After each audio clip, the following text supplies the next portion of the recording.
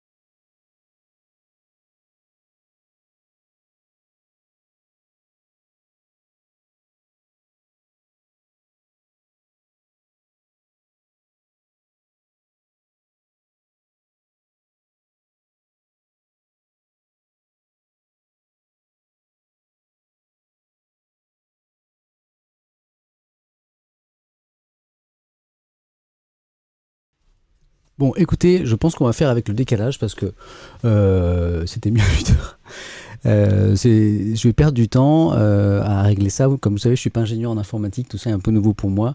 On va privilégier l'actualité, les journaux et voilà. Donc pour ceux qui nous rejoignent, Il y a un petit décalage son-image ce matin, mais on va faire avec, ça ira comme ça.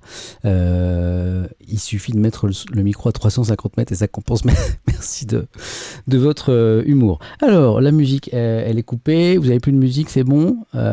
Ok. Et on va dire que le son et la lumière, ça va, quoi. Ok. Bon, on va dire que ça va comme ça. On est parti? Allez, on est parti pour les journaux. Je vous rappelle... Oh, qu'est-ce que c'est que cette une? Elle est bizarre. Je vous rappelle le principe. La matinée Étienne, on est ensemble pour une demi-heure, une heure et demie. Ça dépend de l'humeur, ça dépend du temps. On parle des journaux ensemble, on les lit ensemble. On échange sur ces journaux, on échange sur l'actualité. Relancer OBS. Vous voulez que je retourne OBS? Juste à cas, même pas essayer. Désactive. Oh. Ouais, je vois que vous avez envie de... Allez, on prend 5 minutes. Allez, je relance. Allez, je relance, je vous remets la musique et on essaie ça. Hop.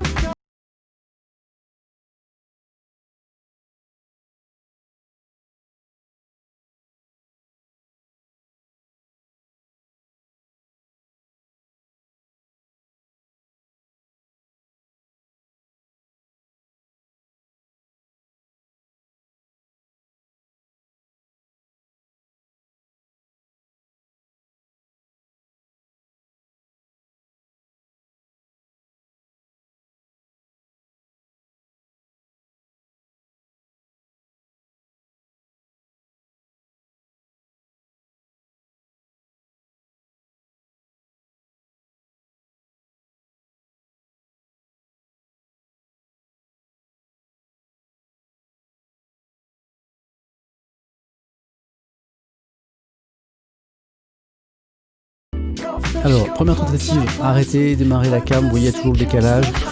On tente plus. Est-ce que je sors d'OBS éventuellement, voilà. C'est bon là, il n'y a plus de décalage? Sérieux? Ça marche pour vous? Ah, c'est top. Ah, mais c'est magnifique. Ah bah, bon. C'est quoi la musique? Donc, la musique, c'est libre de droit. Hein. Je me sers de la musique libre de droit proposée par Twitch, justement. Je ne sais pas si vous avez trouvé ça. Mais c'est génial parce que ça me permet de vous passer de la bonne musique, puisqu'il y a plein de styles différents. Et en plus, c'est libre de droit, donc no problemo. J'ai réussi à régler ce problème. Waouh, j'ai appuyé un petit peu. J'ai surtout suivi vos conseils. Plusieurs personnes m'ont dit, bon allez, tu déconnectes ta cam et tu reviens, t'as pas essayé ça, ça se tente. Bon, bah je crois qu'on est prêt. On est prêt. Allez, c'est parti pour... Cette fois, c'est vraiment parti pour la matinée Étienne. Formidable jeu de mots dont je suis très très fier. On va lire les journaux ensemble, on va en parler et de l'actualité. Comme par hasard, je me suis arrêté sur cette première une... ici, en fait, qui m'a été signalé par l'un d'entre vous dans le chat il y a 2 jours, je crois. Donc, pour être tout à fait honnête, c'est une de mardi. Hein, c'est une de mardi. Et en fait, c'est le Maine Libre, puisque vous savez que je m'intéresse aussi à la presse en région. Et en fait, c'est une consacrée à un candidat de Question pour un champion. Donc là, il est sur la gauche. Moi, je suis sur la droite de cette photo. Un candidat de Question pour un champion. Et qui fait la une du journal quand même, hein, parce que voilà, ça n'est pas rien. En fait, la raison, c'est parce que c'est un grand champion. On est en ce moment à Question pour un champion, en période de Noël. En fait, cette semaine et la semaine d'après, avec une super belle compétition, je fais un peu ma pub, de Question pour un champion sur France 3 à 18h. Ça s'appelle le Noël des champions. Et en fait, on réunit les plus grands champions et championnes de l'histoire du jeu. Il y a une grande compète et puis il y a un grand vainqueur. Donc il y a un Noël des champions toute cette semaine et il y a un nouvel an des champions la semaine prochaine. Voilà, donc c'est une belle compétition. C'est en ce moment. Il y a Samuel qui spoil les nuits de la culture d'étoiles. Je dis plus rien. Ok, d'accord. Donc ça, c'était pour la petite blague. Et maintenant, on parle de l'acti. Et merci à tous d'être si nombreux, j'en reviens pas. Bon, allez, on y va. Je vous rappelle le principe pour ceux qui découvrent. On passe en revue d'abord les unes rapidement. On voit ce qui intéresse les journaux ce matin. Et puis après, on rentre un petit peu dans le détail. On a vu la une du Maine Libre, la une du Monde, le journal du soir, donc celui qu'on lit la veille. On dit journal du soir pour le Monde, en vérité, il est publié en début d'après-midi. Il est disponible vers 13h. 13h, 14h en général, voilà. Alors du coup, bien il y a un petit décalage. Par exemple, là, Le Monde s'intéresse à ce qui faisait la une des quotidiens de la veille. À savoir, eh bien, ce texte projet de loi très controversé de l'exécutif qui a été retiré et qui pouvait laisser penser qu'on allait vers une vaccination obligatoire, c'est le mot important, du Covid-19 en France. Donc l'opposition a protesté vivement et finalement, eh bien, et c'est la une du Monde donc de ce matin, paru hier, le texte a été retiré. Je trouve ça intéressant parce qu'en fait, pour ceux qui n'ont pas suivi le feuilleton, le Monde le résume très très bien en sa une. Je vous lis ces quelques mots. Vaccin, l'exécutif repousse un texte controversé. Le gouvernement a adopté en Conseil des ministres lundi au matin un projet de loi créant 2 régimes d'exception sanitaire. Ça, c'était lundi. L'opposition, notamment la droite et l'extrême droite, ont critiqué une disposition prévoyant une éventuelle interdiction de circulation pour les personnes non vaccinées. C'est intéressant ça. C'est ce que prévoyait a priori le texte. Donc une interdiction de circulation pour les personnes qui n'étaient pas vaccinées. Bon, donc on en revient à une vaccination obligatoire du Covid-19. C'est ainsi que l'ont interprété l'opposition. Évidemment, la majorité a dit « Mais non, c'est pas du tout ça, vous n'avez pas compris, c'est pas un texte qui va s'appliquer pour cette crise sanitaire, c'est pour après, malgré tout, dans la soirée de mardi, c'est ce qu'explique Le Monde, le ministre de la Santé, Olivier Véran, a donc annoncé que l'examen du texte était repoussé après la sortie de la crise. Non, la vaccination contre le Covid ne sera pas obligatoire, a dû même préciser Christophe Castaner, le président du groupe La République En Marche à l'Assemblée. Ça s'appelle un rétro-pédalage. Voilà. Je continue à faire mes petits réglages en live. Vous me dites si au niveau du son et de la lumière, c'est pas bon. On est plutôt pas mal ce matin. Et puis hommage aussi, là aussi, petit temps de retard pour Le Monde, mais c'est pas très très grave, puisqu'il paraît quelques heures après les autres quotidiens, les 1000 visages de Claude Brasseur. Il y avait beaucoup d'hommages hier en une des journaux nationaux, en région, à l'acteur qui a disparu, et là c'est Le Monde cette fois qui rend hommage à Claude Brasseur avec cette belle photo en une, à une époque où on avait le droit de fumer manifestement, dans les lieux publics et dans les films. Je reviendrai tout à l'heure au contenu du Monde, parce qu'il y a des choses intéressantes, notamment sur les inconnus de 2021. Ça y est, on est sur la fin de l'année, donc on se projette sur l'année 2021. Il y a 4 inconnus majeurs sur un plan économique, et il y a un dossier vachement intéressant dans la dernière édition du Monde. Et puis je vous lirai quelques lignes aussi de cette enquête, de ce reportage qui est étonnant. Sauver les enfants de la 'ndrangheta. Donc là on est en Italie, en Calabre. La 'ndrangheta, pardon pour la prononciation, je parle pas italien, c'est la mafia calabraise en fait de Calabre, et il y a un programme qui a été mis en place pour sauver les enfants en fait des parrains de la mafia, et c'est assez étonnant. C'est à la une du Monde, je vous en parlerai tout à l'heure. Il y aura aussi ces quelques mots sur Claude Brasseur, toujours dans Le Monde. On passe rapidement en revue les unes de ce matin.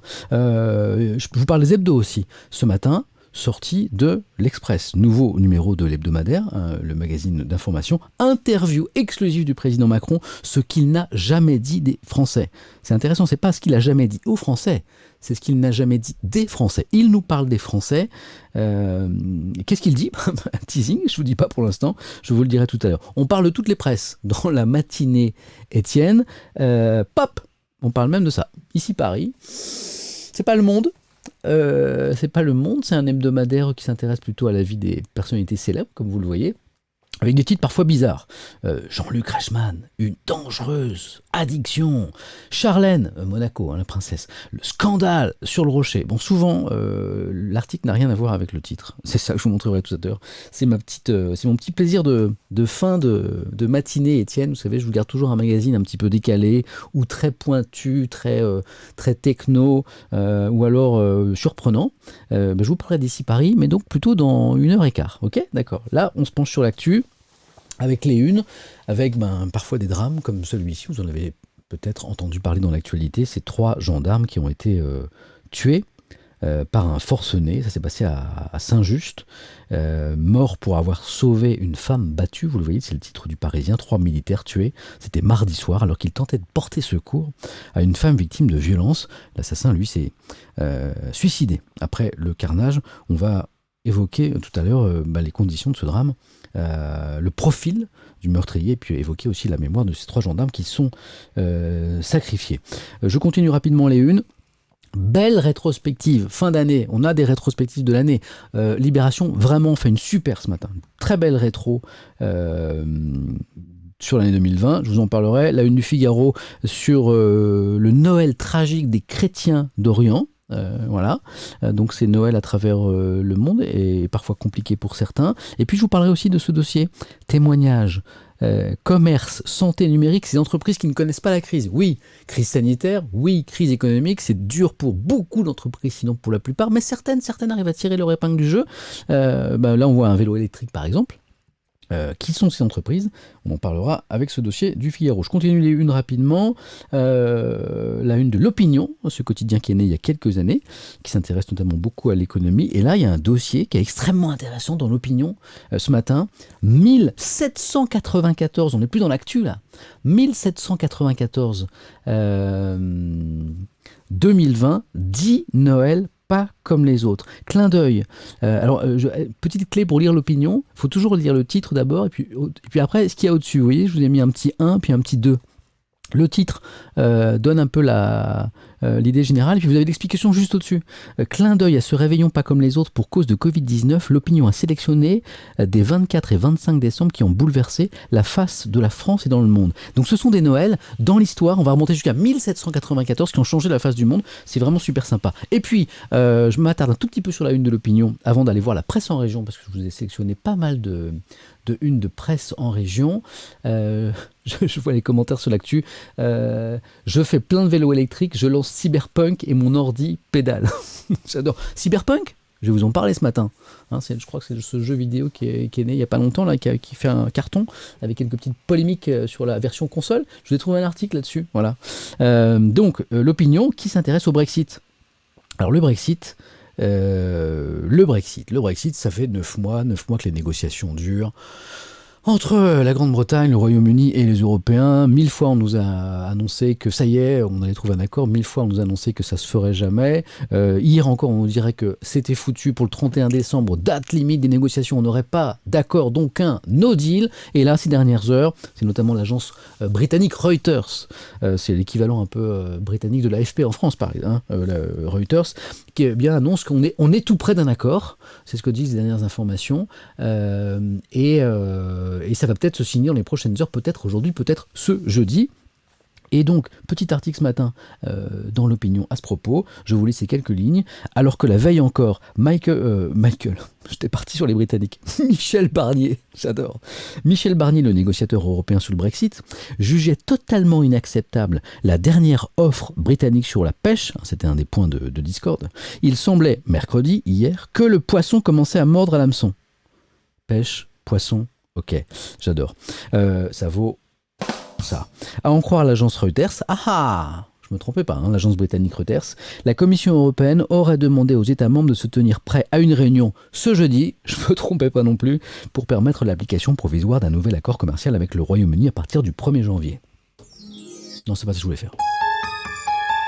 C'est ma petite musique de suspense. Donc suspense, on est en train de vivre l'actu là. Ça fait 9 mois qu'on nous en parle du Brexit. Ok, ils ont voté, le référendum. Après, on a dit, mais est-ce qu'il faut que les Britanniques revotent? Ils ont voté. Ils ont décidé de sortir de l'Union Européenne. 9 mois que ça discute pour trouver un accord, pour éviter le no deal.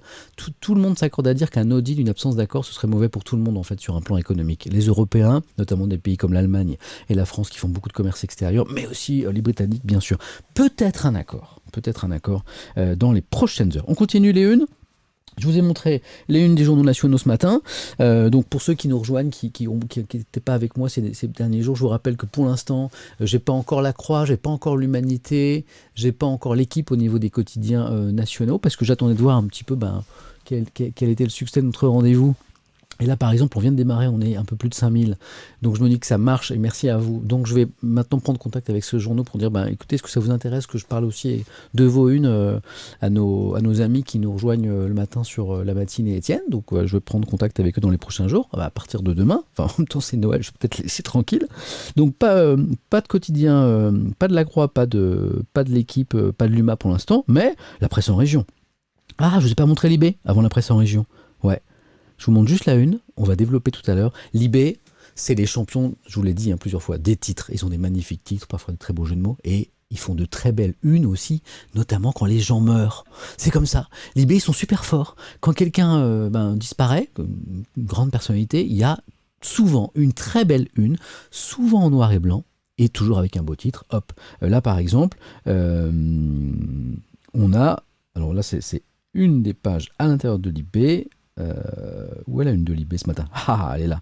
Et en fait, à l'intérieur de l'IB, vous verrez, il y a retour sur les morts de 2020. Voilà, avec quelques belles unes. Je vous ai montré Kirk Douglas, je vous montre rapidement Christophe, le chanteur. Mais je reviendrai sur ces unes parce qu'elles sont très très belles et c'est une des valeurs ajoutées de Libération. On va aller voir la presse en région? On va aller voir la presse en région. On va aller voir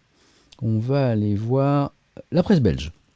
Ah oui, parce que de temps en temps, je vais faire un petit tour du côté de nos voisins. C'est Nord-Éclair. Il y a un Nord-Éclair en France, mais là, c'est le Nord-Éclair belge. C'est le quotidien je m'incline un petit peu, de Mouscron, qui nous rappelle les 15 règles du réveillon.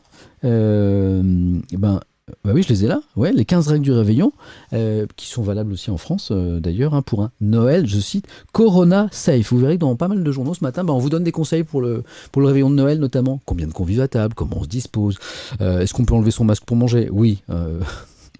Mais voilà, est-ce qu'il faut le remettre tout de suite? Est-ce que les couverts, les désinfectants, plein de règles, on les évoquera ensemble, peut-être que ça va vous intéresser.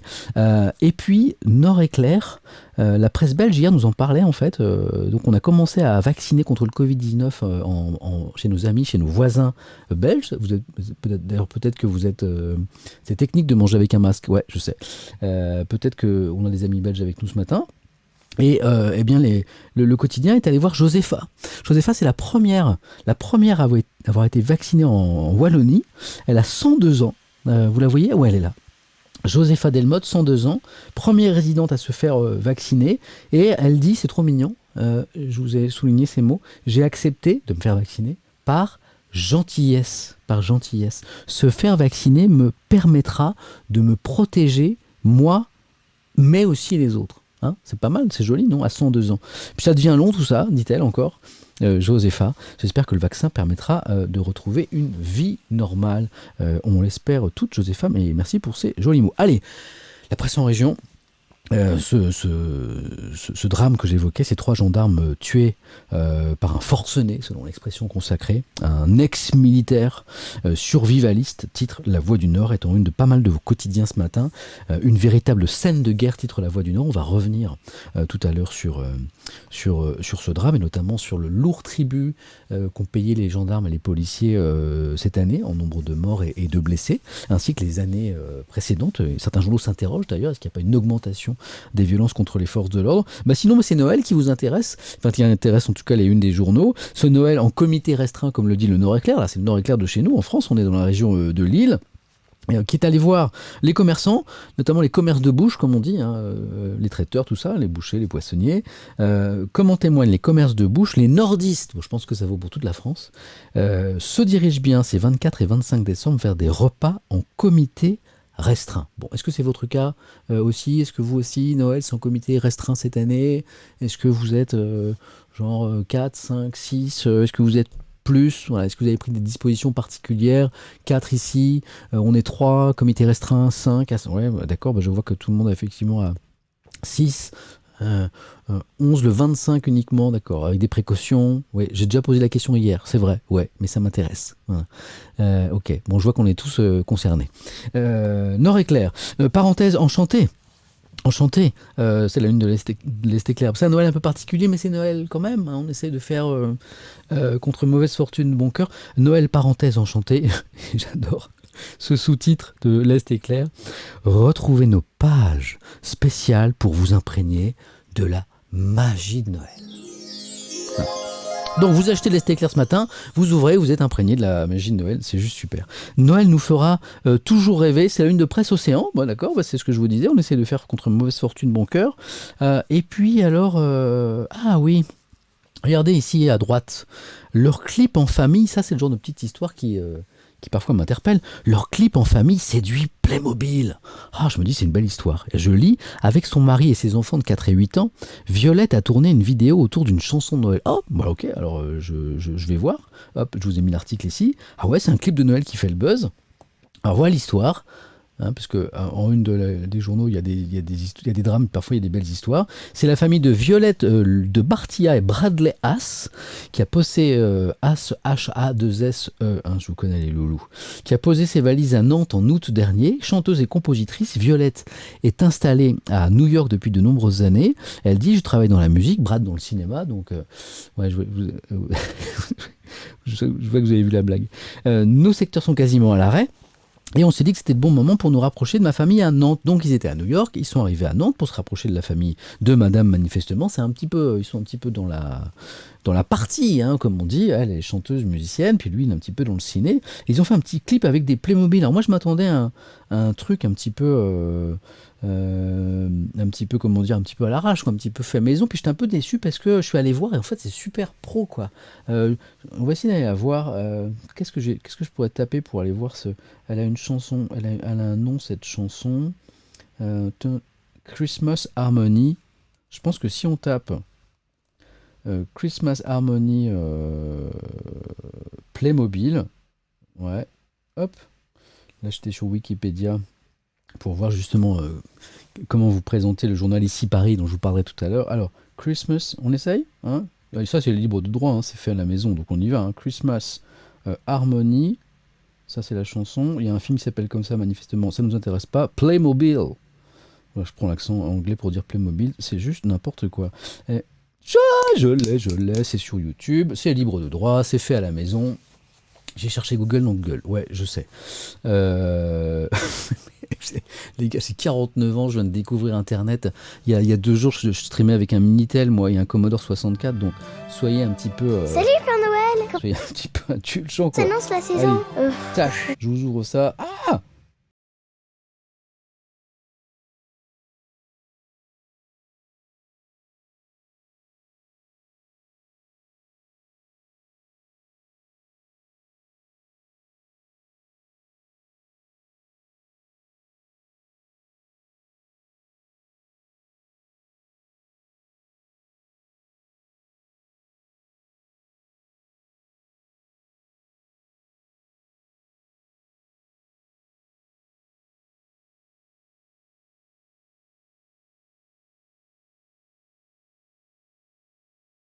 Je vous ai baissé le son, j'ai vu que c'était parti très chaud, très fort. Je suis devenu sourd, je suis désolé.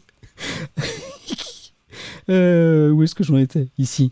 Donc, qu'est-ce que vous en pensez? Ouais, moi, j'étais un peu déçu. La magie de Noël, je me dis, ok, ils ont pris 2 Playmobil, leurs enfants, ils ont fait un truc un peu à l'arrache, ça va être tout mignon et tout. Mais en fait, non, c'est hyper pro. Presque trop, quoi. Voilà, c'est ça que je voulais. J'étais un peu déçu, ce que je voulais vous dire. Bon, pardon pour le son. C'était un petit peu trop fort. Ça va, tout le monde est bien réveillé. 8h57, allez, on continue. Parce que là, je prends de plus en plus mon temps. Moi, j'ai un rendez-vous à 10h30 ce matin, très important au téléphone. Donc, il ne s'agit pas de dépasser trop. Alors, j'en étais où? Ok.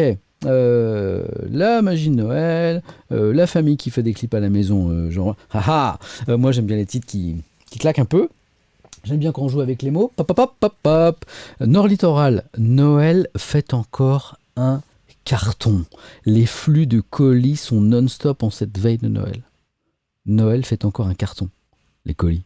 C'est bon, c'est bon, c'est bon, c'est pas bon, c'est bon, on est d'accord, ok. Bon, alors voilà, l'enchaînement des unes fait que, voilà, vous verrez que beaucoup de unes ce matin sont consacrées à ce drame dont je vous parlais. On se penchera sur le profil des gendarmes qui ont été tués tout à l'heure. La tragédie titre le Midi Libre. Un jeune Montpellierin notamment parmi les gendarmes tués. Ce jeune homme Arnaud, il avait 21 ans. Joyeux Noël quand même. L'enchaînement se fait parfaitement. Ouais, c'est vraiment une période très particulière. Joyeux Noël quand même. Titre Sud-Ouest. Oh, allez, encore une belle histoire. C'est Noël, c'est le 24 décembre. On se fait plaisir.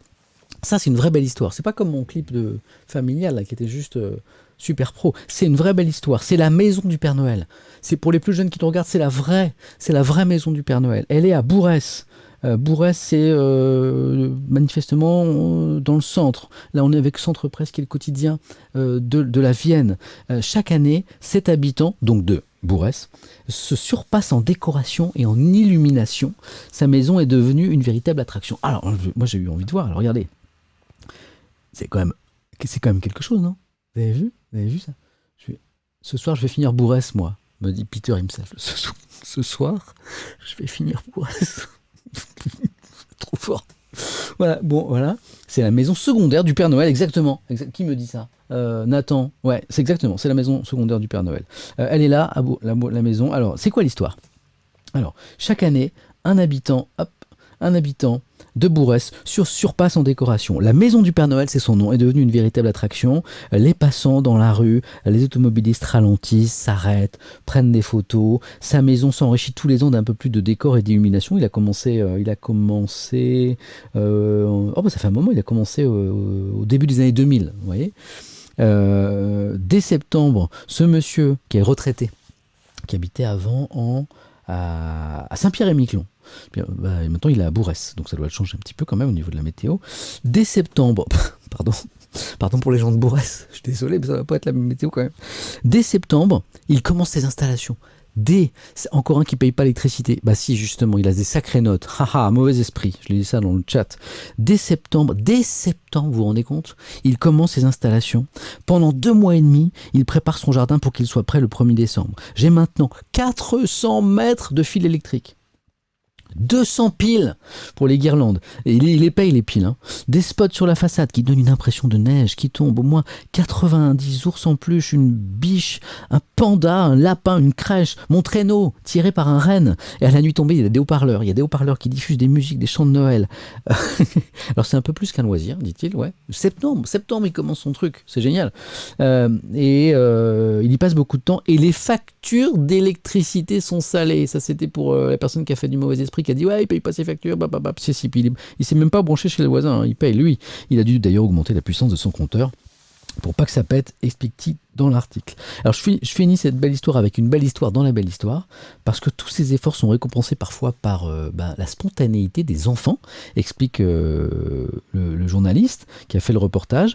En 2019, l'an dernier, il y a un petit garçon qui s'appelle Lilian qui a mis une lettre dans la boîte du Père Noël de Bourrès, et où il écrivait: depuis que je suis tout petit, je sais que tu vis ici. C'est pas chou ça? Je sais qu'en ce moment, tu travailles beaucoup à ton usine du pôle Nord. Voilà. Comme tu n'es pas trop chez toi, je t'ai envoyé ma liste là-bas, donc au pôle Nord, pour que tes lutins fassent les cadeaux à temps. En tout cas, je te dis un grand merci pour avoir fait écoute, c'est encore plus mignon, pour avoir fait redécouvrir la magie de Noël à ma mère, car à chaque fois que je passe devant ta maison, elle s'émerveille de voir autant d'étoiles dans mes yeux. C'est pas chou ça? Non mais c'est trop... Ouais, d'accord. C'est trop... Oh, j'adore. Lilian, peut-être que Lilian, il est sur Twitch ce matin. Lilian, c'est trop mignon. Alors c'est pas fini parce que le Père Noël de Bourrès a cherché l'auteur de cette lettre. Hein, il a fait des recherches sur Internet grâce peut-être au Minitel que j'évoquais tout à l'heure. Il l'a retrouvé. Il a cherché grâce aux réseaux sociaux en fait, parce qu'il n'y avait pas de nom, il n'y avait pas d'adresse, et finalement Lilian et sa petite sœur sont venus lui rendre visite et j'ai pu, dit le Père Noël de Bourrès, leur offrir des cadeaux et des friandises. Voilà, ça c'est une vraie histoire de Noël. Ça c'est juste, moi j'adore. Voilà. Donc je voulais vous montrer ça. Je continue avec les unes en région. J'ai peur qu'après ce soit. Non, ça va, c'est pas dramatique. Joyeux Noël malgré tout, nous dit nos amis de la Réunion, parce que le GIR, c'est le journal de l'île de la Réunion. Coucou à nos amis réunionnais, à tous les amis des territoires d'outre-mer. Ici Paris, c'est pas pour maintenant. Ici Paris, c'est le petit cadeau de la fin, c'est le petit plaisir de la fin. Voilà, on a passé en revue les unes de la presse nationale et une de la presse régionale. Donc on a de la crise sanitaire, on a ce Noël très particulier. On va voir ensemble dans l'intérieur, dans les pages d'intérieur, tous les conseils que vous donnent les quotidiens ce matin pour passer de bonnes fêtes en prenant le moins de risques possible. Et on a vu aussi qu'il y avait ce drame à la une, ces 3 gendarmes tués par un forcené. Il est 9h03, on a commencé à 8h30, ça va, je suis assez dans les temps. Ça va. On revient au Monde. Donc je vous ai montré la une du Monde, je reviens pas sur la une. Le retrait du projet de loi de l'exécutif qui instaurerait peut-être une vaccination obligatoire, ça a été retiré. Et puis hommage à Claude Brasseur, on y reviendra. Je vais pas revenir sur ce retrait, on en a longuement parlé hier, mais si ça vous intéresse, dans la dernière édition du Monde, il y a une analyse assez intéressante sur comment l'exécutif a été, ça s'appelle un rétropédalage, ça s'appelle un raté aussi, quand un projet de loi c'est quand même un texte d'origine gouvernementale qui est censé être voté par le Parlement, en général on a un petit peu réfléchi, donc quand il y a rétropédalage comme ça, c'est que peut-être qu'on n'a pas assez bien réfléchi. Ça arrive de temps en temps. En tout cas, c'est à dire dans le monde, les raisons de ce retrait. Je voulais par contre vous parler un peu plus longuement de cet article très intéressant dans Le Monde, signé Béatrice Madeline, sur les 4 inconnus qui nous attendent nous, qui attendent la France, qui attendent l'économie française en 2021. Je lis: faillite d'entreprise, chômage, consommation, évolution des inégalités sont les grands défis de l'année à venir. On n'a pas fini avec 2020, déjà on se projette sur 2021 en même temps. C'est important parce que là il est question d'économie, il est question de chômage. Je rapproche parce que c'est écrit tout petit la tablette de mes petits yeux de quadragénaire et ça donne. Donc c'est des experts de l'INSEE en fait qui se penchent sur ces inconnus. 4 inconnus particulièrement surveillés. Donc ça c'est important. L'accélération des défaillances d'entreprises, l'évolution du marché du travail, je vous parlais du chômage, le niveau de consommation et d'épargne, et tout ça c'est lié bien sûr, quand on épargne beaucoup, on ne consomme pas beaucoup, et ça peut être problématique pour l'économie, et l'accroissement des inégalités. 1. L'accroissement des faillites. Qu'écrit Le Monde à ce propos? On va prendre un petit peu de temps parce que c'est vraiment bien écrit, bien résumé, c'est clair, c'est simple, sur les défis qui attendent notre économie pour 2021. Affronter le mur des faillites. Grâce au filet de sécurité octroyé par l'État, les défaillances d'entreprises ont chuté de près de 40% cette année par rapport à 2019. C'est juste incroyable. En 2020, année sinistrée sur le plan économique, il y a eu 40% de moins de défaillances d'entreprises qu'en 2019, grâce au filet de sécurité qui ont été mis en place par les pouvoirs publics. Donc ça, c'est juste incroyable. Mais, il y a toujours un mais dans l'actualité. Que se passera-t-il lorsqu'elles devront rembourser, ces entreprises, les 127 milliards d'euros à ce jour des prêts garantis par l'État, ce qu'on appelle les PGE, alors que parallèlement, le dispositif de chômage partiel sera réduit. Le problème, c'est vachement bien expliqué par Le Monde, l'accélération des faillites, si rien n'est fait, pourrait jouer le rôle d'une bulle en se répercutant sur les divers créanciers des entreprises, les banques, les fournisseurs, les bailleurs, l'État. Elle déclencherait alors cette accélération des faillites. Un redoutable mécanisme de propagation de la crise depuis les secteurs les plus touchés, hôtellerie, restauration, loisirs, tourisme, vers d'autres pans de l'économie, voire vers la sphère financière, les marchés boursiers. Donc ça, ce serait une catastrophe, parce qu'en fait, vous avez compris qu'on serait sur un mode crack, pas craquito, crack économique. Pour éviter cet enchaînement pernicieux, que fait le gouvernement s'emploie à allonger au maximum l'échéance des remboursements de ces fameux prêts garantis par l'État dont je vous parlais, qui peut désormais aller jusqu'à 5 ans, pour lisser un petit peu le retour à la normale en quelque sorte. Si on va trop vite, vous avez compris, ça peut être juste la catastrophe. Donc, affronter le mur des faillites, premier truc. Deuxième défi de 2021, éviter la flambée du chômage. Bah oui, avec les faillites qui vont se multiplier, forcément, plus de gens au chômage. Et puis c'est pas tout, il y a des mesures de soutien au chômage partiel qui vont s'arrêter aussi. Donc combinaison de tout cela, inquiétude sur le marché du travail. 3. Inciter les ménages à consommer plutôt qu'à épargner. Bah oui, en 2020, les Français ont énormément épargné. En même temps, alors il y a 2 choses. Inquiétude sur l'avenir. Est-ce que je vais garder mon emploi? De quoi sera fait demain? En 2020, on a vraiment eu l'occasion de penser à ça. Donc on épargne plus, c'est un réflexe classique en temps de crise. Et puis on a moins consommé, parce qu'on avait moins d'occasions de consommer. Restaurants fermés, loisirs, rien. Cet argent qu'on n'a pas dépensé, quand on avait les moyens, on a épargné. Donc le problème, c'est que cet argent qui est épargné, il ne rentre pas dans le circuit économique, dans la consommation en tout cas, et ça ne fait pas tourner l'économie. Donc, est-ce que cet argent épargné va être remis sur le marché? Ça, c'est tout l'enjeu. Et puis enfin, limiter l'accroissement des inégalités, ça c'est le dernier défi pour 2021. Pourquoi? Parce que certaines catégories professionnelles ont été plus touchées que d'autres, bien sûr. Les indépendants, plus touchés que les salariés, protégés par l'emploi. Les plus précaires, qui subissent la disparition des petits boulots, comme les étudiants, et les jeunes, dont les perspectives d'insertion professionnelle se sont assombries. On a déjà eu l'occasion de le souligner, mais parmi les catégories les plus perdantes de cette crise économique et sanitaire, eh bien, il y a les jeunes, bien sûr. Dans Le Monde aussi, moi, c'est un journal que j'aime beaucoup, je lis toute la presse, mais Le Monde, c'est un journal qui prend le parti de prendre le temps, d'aller plus loin. Donc il y a toujours des enquêtes, des reportages qui en général sont vraiment excellents. Là, c'est une initiative en Italie qui est étonnante. Sauver les enfants de la 'ndrangheta, pardon encore pour la prononciation, je ne parle pas italien. La 'ndrangheta, c'est la mafia calabraise, la mafia de Calabre. Quelle est cette initiative? C'est expliqué dans le petit chapeau, là. C'est quelques lignes sous le titre. En Italie, un programme spécial, imaginé en 2010, c'était il y a 10 ans, par un juge de Calabre, permet d'exfiltrer et de protéger les fils de mafieux pour les empêcher de tomber à leur tour dans la criminalité. Explication ici. Donc ça se passe au tribunal pour mineurs de Reggio de Calabre. Les enfants des familles de la 'Ndrangheta confessent leur mal-être autant que leurs méfaits. Leur mère implore l'aide du magistrat. Cette conversation et conversion aussi quelque part, à cœur ouvert est leur dernière chance. Voilà donc 10 ans que se combine dans ce huis clos de ce tribunal que j'évoquais, une singulière opération de sauvetage, l'exfiltration des petits soldats de la 'Ndrangheta, repérés par la justice locale. Pour vous résumer, c'est souvent les mamans qui viennent. C'est souvent les mamans qui, à un moment, veulent éviter que leur progéniture, notamment leurs petits garçons, ne deviennent les successeurs du papa, parce que c'est un petit peu ce qui se fait dans ce milieu mafieux. Les fils, et parfois les filles, sont supposés reprendre le flambeau paternel, donc les affaires criminelles du papa. C'est la règle. Alors parfois les mamans ne le voient pas ainsi, et vont voir en toute discrétion, vous l'imaginez, la justice, le tribunal, pour exfiltrer les enfants.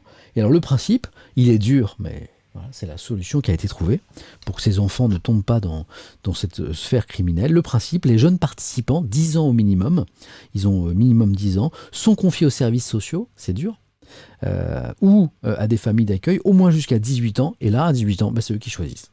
Ou ils suivent leur vie ailleurs qu'en Calabre, souvent dans le nord de l'Italie, ou alors ils reviennent dans leur région d'origine, ils reviennent dans leur famille. C'est eux qui choisissent à 18 ans. Le magistrat qui a eu cette idée il y a 10 ans, il a fait ce constat. Tout a commencé lorsque je me suis rendu compte que les mêmes noms de famille revenaient toujours dans mes dossiers. Les fils des enfants que j'avais jugés des années auparavant avaient commis les mêmes crimes que leur père. La mécanique était sans fin. Donc j'évoquais à l'instant ce truc déchirant de prendre des enfants, les enlever de leur famille, les confier à des familles d'accueil, mais on comprend le pourquoi. C'est pour sortir de ce cercle infernal de fils de criminels et parfois, souvent, criminel lui-même. Voilà. Dans le monde, je ne sais pas si vous avez l'habitude de lire Le Monde, je ne sais pas si vous avez l'habitude de lire la presse écrite, mais on a des histoires comme ça, incroyables. Moi, j'avais jamais entendu parler de ce système. Et puis, hommage à Claude Brasseur, c'était en une des journaux hier, mais c'est en une du Monde publié hier après-midi. Quelques mots. C'est un homme qui n'aimait pas beaucoup parler de lui, Claude Brasseur. Moi, j'ai appris en lisant les journaux hier que c'est un homme très modeste, très humble, FC humble, quoi, numéro 10, je dirais. Et donc, effectivement, là, il parle, ce sont ces mots. Je n'aime pas parler de moi. Ce sont des mots relevés par Le Monde. Ce n'est pas un sujet passionnant. Le travail d'une vie consiste à préciser la marge entre ce que l'on veut et ce que l'on peut. Elle est belle cette phrase. La marge d'une vie consiste à préciser, pardon, pas la marge, le travail d'une vie consiste à préciser la marge entre ce que l'on veut et ce que l'on peut. Voilà, il y a un côté un peu humble, modeste, besogneux, voilà, de Claude Brasseur qui a beaucoup travaillé. Et puis d'autres mots pour finir sur Claude Brasseur. C'est Jean-Luc Godard, le célèbre réalisateur, qui les a tenus à son propos. Je vous les lis. Claude Brasseur à l'innocence, c'est très beau, hein, ce qu'il disait, Jean-Luc Godard. Claude Brasseur à l'innocence et la folie des enfants lorsqu'ils jouent aux billes ou à la guerre, c'est-à-dire à la fois la brutalité nécessaire et la candeur suffisante. Voilà, moi je trouvais magnifique ces mots de Jean-Luc Godard sur Claude Brasseur. Vous êtes des milliards. Merci à vous d'être là avec nous ce matin. Je vous ai montré rapidement, parce que je vous parle aussi des magazines, quand j'ai le temps, la une de l'Express qui paraît aujourd'hui, je crois, ou qui est parue hier. L'Express, 23 décembre, oui, c'était hier. Entretien exclusif. Dans notre jargon journaliste, ça s'appelle un scoop, ça. Entretien exclusif, ce qu'il n'a jamais dit des Français. Pas ce qu'il a dit, parce qu'il n'a jamais dit aux Français, mais ce qu'il n'a jamais dit des Français, ce qu'il n'a jamais dit à notre propos. La nuance est intéressante. Bon, alors, je ne vais pas vous lire l'interview, ça fait 6 pages, 8 pages, je ne sais plus. Sinon, on en a encore jusqu'au... On vous oublie le réveillon de Noël et on passe 24 heures ensemble. Des milliards de viewers, non, j'exagère pas. Si, j'ai rajouté 3 zéros. Vous êtes 6401. Bonjour à vous. Alors, je vais pas vous lire l'interview, hein. Juste quelques mots. D'abord, le contexte. Interview réalisée alors que le président Macron était en résidence à la Lanterne, à Versailles, hein, vous savez, pour s'isoler et continuer à travailler parce que Covid-19. Vous savez que le président Macron a été contaminé. Donc, d'où ces premiers mots de l'interview, un écran noir. C'est un peu mystérieux. Un écran noir. Moi aussi, je vais faire le streamer fou là. Moi aussi, je vais faire écran noir juste pour blaguer. Attention, je vais toucher. Vous êtes prêts? Je touche à des boutons. Vous êtes là, le chat? Ah, vous êtes plus là. Il est là, Samuel? Oh, il est plus là. Il est là, l'article? Je sais même pas où je dois appuyer. Je suis trop fort. Bon, j'arrête une bêtise. Hop, l'article revient. Hop, le chat, j'ai besoin de vous. Vous êtes super important. Et puis moi, accessoirement, je me remets aussi. Voilà. Donc, un écran noir, début de l'article. Puis, quelques branchements plus tard, dans le salon vert de l'Élysée, au milieu des tables en U, surgit l'image d'Emmanuel Macron. C'est bien écrit quand même. En fait, c'est juste, ils ont fait une interview par Skype, quoi. Mais c'est bien écrit. Il ne s'agit pas de la projection d'un documentaire consacré au chef de l'État, mais bien d'un entretien entre l'Express et celui qui a déjà, ce soir du jeudi 17 décembre, quitté les lieux et rejoint la résidence de la Lanterne à Versailles, je vous le disais, pour s'isoler et continuer à travailler comme on a pris le soin de le préciser à l'Élysée. Donc, longue interview à distance, quoi. Peut-être par Skype.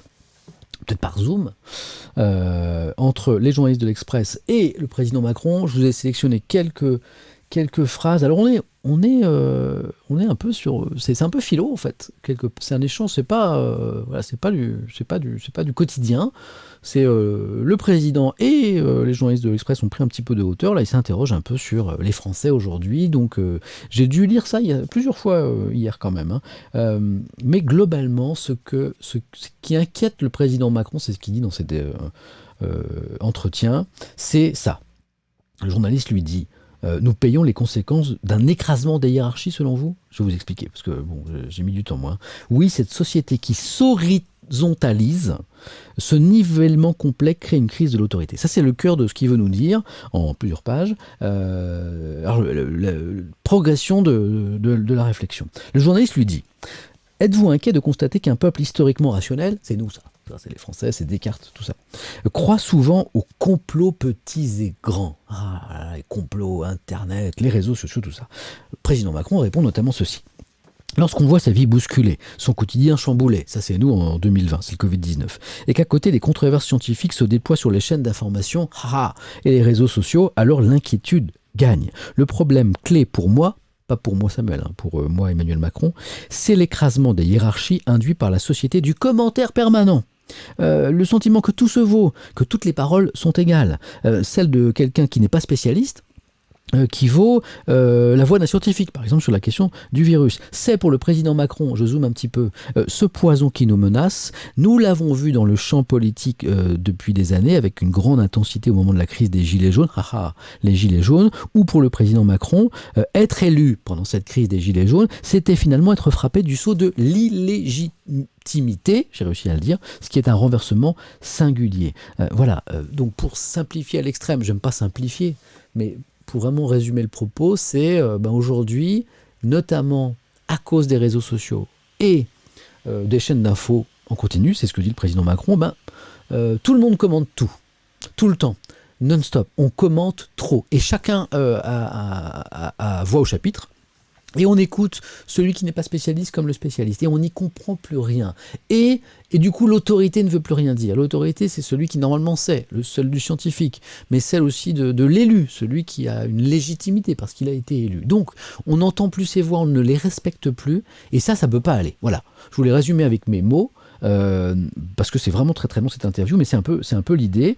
Je poursuis, vous allez voir que le président Macron dit exactement ce que je viens de vous dire. Mais je vous l'ai digéré.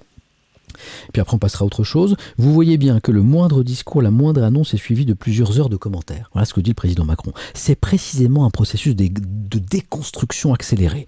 À la fin de la soirée, ceux qui sont restés devant leur télévision se demandent: et finalement, qu'est-ce qu'il a dit? Voilà, on commente, puis à la fin on se dit: en fait, c'était quoi l'info au début?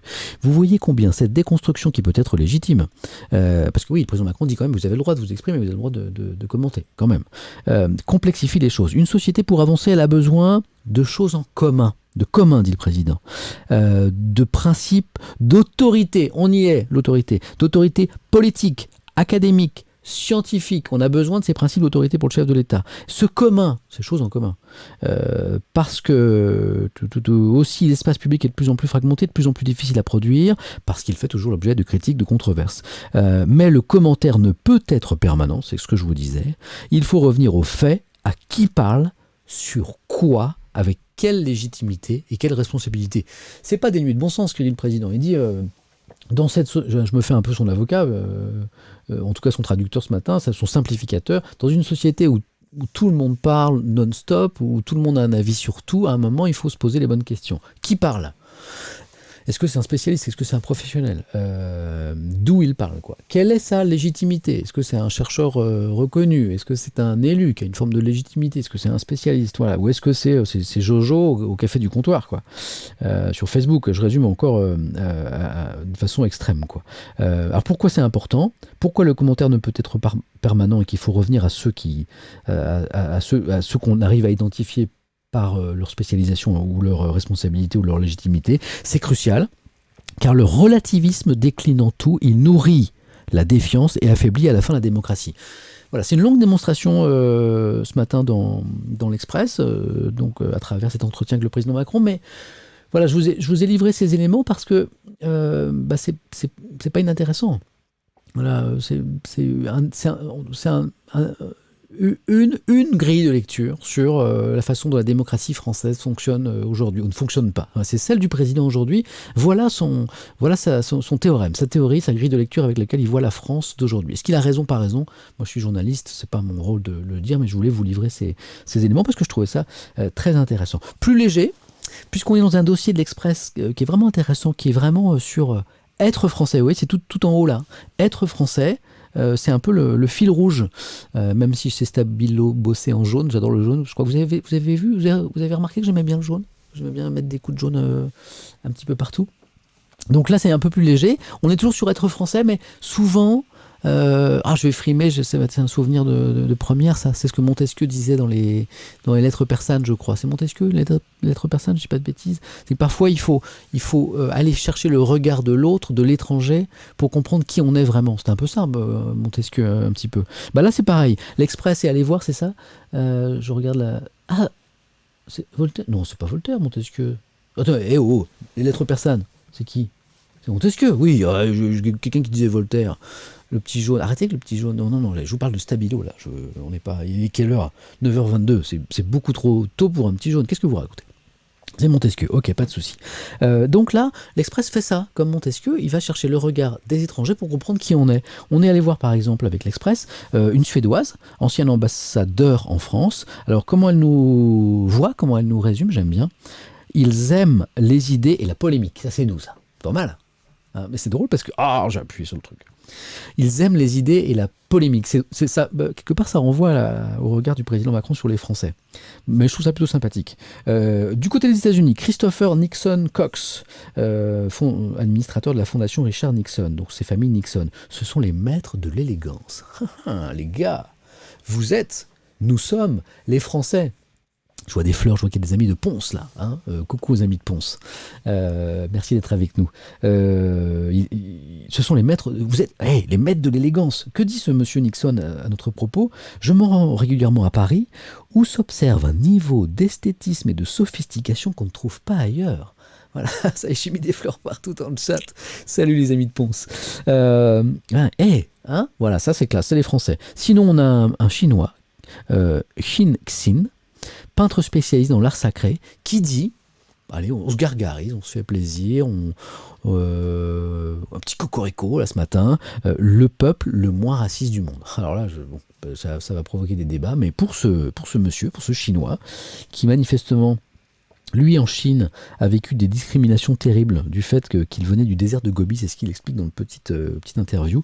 En fait, lui, il trouve que contrairement à ce qu'on pourrait penser, c'est son regard, c'est son avis, on serait le peuple le moins raciste du monde. Bon, c'est son avis, voilà. Et puis du côté du Luxembourg, il faut un peu de critique quand même, parce que tout le monde dit qu'on est super, qu'on n'est pas raciste, qu'on est élégant, qu'on est intelligent, qu'on aime pas discuter ensemble, tout ça, mais petite critique quand même de monsieur Jean-Claude Juncker, que vous connaissez peut-être parce que c'est l'ancien président de la Commission européenne. Puis après, je vais boire un petit café parce que je vois que ma bouche Ma bouche, ça sèche. Ouais, ça va, j'ai réussi. Jean-Claude Juncker dit: nous sommes très attachés à notre nombril quand même. Voilà. Hein. On est très. Voilà. Je sais pas ce que vous en pensez. Est-ce qu'on est vraiment très attachés à notre nombril? Est-ce que les Français ne s'intéressent qu'à la France? On dit souvent que les Américains. Souvent qu'un Américain qui est dans son État, parfois il passe toute sa vie dans son État, il va jamais dans un autre, il connaît rien voilà. Est-ce que c'est très propre à la France, ça, hein? Est-ce qu'on est très nombriliste, plus que les autres peuples du monde? Ouais, tiens, alors, le chat, qu'est-ce que vous en pensez? Ouais, pour avoir vécu à l'étranger, oui, ok. Je trouve que oui, un petit peu. Coucou du Luxembourg, salut, douchebag, douchebag, douchebag. J'avais pas vu le pseudo, pardon. Faut pas que je les lise à la volée. Un chauvin, fier du pays. On est moins que les Américains. Ok, d'accord. Ok, bon, chacun a son avis là-dessus, c'est intéressant. Bon, non, ici, Paris, c'est pas pour maintenant. Voilà, bon, il y a des drames dans l'actualité. Je voulais rapidement, quand même, parce que ça fait la une, ça, évoquer ce drame. Un forcené qui a tué 3 gendarmes. Donc ça s'est passé à Saint-Just. Je ne sais pas si vous connaissez l'histoire. 3 militaires tués alors qu'ils tentaient de porter secours à une femme qui était sur un toit, qui tentait de fuir un homme, a priori violent. Donc un monsieur, un assassin qui s'est suicidé après le carnage. On va aller voir. On va aller voir le détail de cette histoire. Dans le Parisien, voilà, c'est là. Voilà. Sauver et périr. C'est le titre du Parisien ce matin. Voilà, parfois il faut être un peu... Moi j'aime bien rigoler, mais parfois il faut être grave aussi, parce que là c'est dramatique ce qui vient de se passer. Le Parisien qui rappelle la dangerosité d'un métier, gendarme ou policier, qui a coûté la vie à 18 membres des forces de l'ordre cette année, en 2020. Éditeur de Jean-Michel Salvatore ce matin dans le Parisien, dont je voulais vous lire quelques lignes. Un nouveau coup au moral. Jamais les forces de l'ordre n'ont été autant exposées à la violence et parfois à la mort. Après les attentats terroristes, un point haut avait été atteint en 2016, 26 agents tués en 2016, mais la situation s'est aussi beaucoup dégradée au quotidien. En 15 ans, le nombre de policiers blessés pendant leur service a doublé. On en a compté l'année dernière 7400. Donc il y a les morts, mais il y a des blessés, et de plus en plus même. Il y a aussi la banalisation des insultes, les refus d'obtempérer, les outrages à agents. Plus grave encore que ces insultes-là du quotidien pour le Parisien, les commissariats sont désormais les cibles d'attaques impromptues. Plus d'une 60aine d'attaques de commissariats depuis le début de cette année. Une année 2020 pour le Parisien marquée par la montée des mouvements anti-flics, apparu avec la manifestation des Gilets jaunes et soutenu par des mouvements d'ultra de gauche comme de droite. Redonner le moral à la police et aux gendarmes sera l'une des priorités de Gérald Darmanin, le ministre de l'Intérieur, écrit ce matin le Parisien. Voilà, bon, sale temps pour les forces de l'ordre, effectivement. Vous savez les polémiques sur les violences policières, on en a parlé ensemble pas mal dans la matinée, Étienne, avec un témoignage de policier, c'était lundi je crois, qui a adressé une lettre aux Français pour parler un petit peu de son métier. C'était dans Le Monde, c'était lundi. Et puis il y avait un dossier de Libération, ça c'était hier je crois, consacré justement au pourquoi ce fossé grandissait entre les Français et les forces de l'ordre. Le Parisien, il revient ce matin, revient aussi sur les faits, ce drame donc qui s'est déroulé dans ce petit village, et évoque les victimes surtout, notamment ce jeune Arnaud qu'on a vu tout à l'heure. On a vu son visage en une d'un journal en région, ce jeune gendarme de 21 ans, originaire de Montpellier. Il venait de réussir le concours de sous-officier de la gendarmerie. Qu'est-ce qui s'est passé? Les militaires sont cueillis par une rafale de fusils d'assaut AR-15 équipés d'un silencieux, d'une torche et d'un système de visée laser. Donc là, on voit que le forcené avait un profil extrêmement particulier, ancien militaire, assez fan d'armes, membre d'un club de tir. Donc le monsieur était quand même équipé notamment d'un fusil d'assaut avec un silencieux, une torche et un système de visée laser, ce qui explique sans doute le carnage. J'ai évoqué la première victime, le plus jeune. Il y a également Rémi Dupuis, 37 ans, père de 2 enfants, de 7 et 2 ans, qui avait rejoint la gendarmerie il y a 13 ans. Et puis Cyril Morel, 45 ans, commandant en second, gendarme depuis plus de 20 ans, qui laisse 2 enfants de 15 et 11 ans. C'est dur quand même. Hein. Voilà. Et l'article parfois, ouais.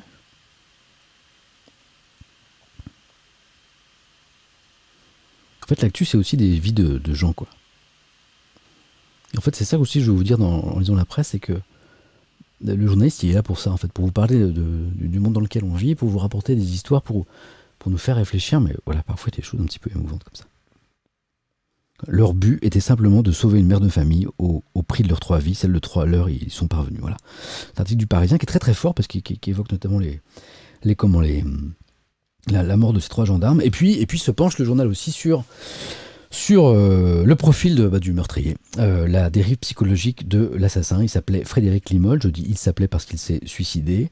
Le procureur de la République de Clermont-Ferrand le décrit comme un catholique très pratiquant, extrémiste qui avait basculé dans le survivalisme, un homme de 48 ans qui couplait une passion pour les armes et des problèmes d'ordre privé, un cocktail toxique, c'est le moins que l'on puisse dire, qui a explosé dans le fracas des balles et des chaos du feu. À 22 ans, il s'était vu reconnaître le statut d'élève officier de réserve de l'armée de terre, donc voilà son passé militaire, et il en avait conservé un attrait pour les armes, donc il y avait ce cocktail, c'est un ancien militaire, un peu fanatique sur un plan religieux, nous dit le procureur, et puis les armes à la maison, et puis des problèmes d'ordre privé avec son ancienne compagne notamment, et voilà, cocktail explosif, et voilà à quoi on est arrivé. Bon, je poursuis ma lecture du Parisien. Faut-il reconfiner après Noël? Je vous en parle pas ce matin parce qu'on en a parlé hier. Je vous rappelle rapidement, j'ai le droit à un petit café? Petit café. Hop, c'est important. Le café, c'est le carburant. J'ai encore oublié de couper mon micro quand je bois. Désolé. Et bon café à tous. Vous avez le droit. Ouais, désolé, glou, je sais. Alors, on en a parlé hier. Pas mal de nos voisins européens sont en train de reconfiner, ou vont reconfiner juste après Noël, pour éviter la fameuse 3e vague de Covid-19. Nous, la France, on a fait un autre choix, pour l'instant en tout cas. On ne va pas reconfiner, pour l'instant, après Noël. Le reconfinement n'est pas prévu pour l'instant. Les autorités s'en sont expliquées. Psychologiquement, ce serait trop dur pour les Français de tirer un croix sur les fêtes de fin d'année. Donc, faut-il reconfiner après Noël? La question que tout le monde se pose, c'est le gouvernement nous laisse passer Noël, là, et qu'est-ce qui va être annoncé après? Est-ce qu'il va y avoir un nouveau reconfinement? Est-ce qu'il va y avoir un nouveau reconfinement avant le Nouvel An? Voilà, c'est la question qui est en suspens ce matin, voilà pourquoi je voulais quand même évoquer ce titre. Brexit, accord en vue, je vous en ai parlé, donc on a peut-être un accord dans les prochaines heures, peut-être aujourd'hui, donc je ne vais pas développer, mais c'est dans le Parisien. Et allez, on part sur les conseils, c'est important. Vous allez peut-être dans quelques heures réveillonner avec votre famille, avec vos proches. Donc le premier réveillon des fêtes de fin d'année, celui de Noël. Comment réveillonner en toute sécurité malgré le virus? C'est un dossier du Parisien qui donne plein de bons conseils. Je voulais les partager avec vous parce que c'est un dossier qui est plutôt bien fait. Alors, premier conseil, les distances à table. Gardez ces distances à table pour ne pas se retrouver dans un endroit étriqué. Il y a un monsieur qui dit, moi je vais réveiller dans mon garage. Un grand garage, j'ai mis un tréteau, des tréteaux, une table. On va être bien éloigné. Bon, pourquoi pas. Garage, bon, pourquoi pas. Des tests. On peut se tester. Vous le savez, il y a eu une ruée sur les tests des Français là, avant Noël. On peut se tester pour s'assurer qu'on ne met pas... la santé de nos proches en danger. Du gel, des gestes barrières, bien sûr, toujours. De l'air. Pensez à aérer ce soir. On va rester plusieurs heures ensemble. N'oubliez pas, un moment, même s'il fait un petit peu froid, d'aérer quelques minutes. C'est une bonne chose. Accolade à l'américaine. On va éviter les à la française, les bisous. Et l'accolade américaine, c'est avec le visage de côté, comme ça, là. Hop, hop. C'est mieux. Voire pas d'accolade du tout. Pour ceux qui sont restés loin, puisqu'on est séparés, on est souvent séparés de la famille, c'est Noël en comité restreint, comme titraient plusieurs journaux en région tout à l'heure, eh bien, visioconférence. Comme pour le président Macron pour son interview tout à l'heure, on fait une petite visio avec les proches qui sont éloignés de plusieurs centaines de kilomètres pour leur souhaiter quand même un joyeux Noël. Et regardez, dans le détail, ça va plus loin. Pour les préparatifs du repas, on garde son masque quand on cuisine. On goûte pas les plats, on met pas son doigt partout les gars. Et donc, comme ça, ah non. Gardez les portes ouvertes pour limiter les contacts avec les poignets. On laisse toutes les portes de la maison ouvertes, comme ça on touche moins les poignets. Ouais, désinfecter les couverts avant le dressage et on n'y touche plus. Ok, apéro, nouveau conseil. Prévoir pour chacun un pic, chacun son pic, pour les petites saucisses, apéritif. Un bol de chips, enfin, peut-être pas obligé de manger des chips, enfin un bol chacun quoi. Un verre personnel, pourquoi pas qu'une petite étiquette, alors on mélange pas. Les verrines individuelles, très bien. Ne pas se passer les plats, tiens, toujours la même histoire. Et puis à table, 6 personnes maximum, si possible. Une personne préposée au vin, une personne préposée au service. Pareil, l'idée de ne pas mélanger. Tout le monde ne touche pas les mêmes couverts.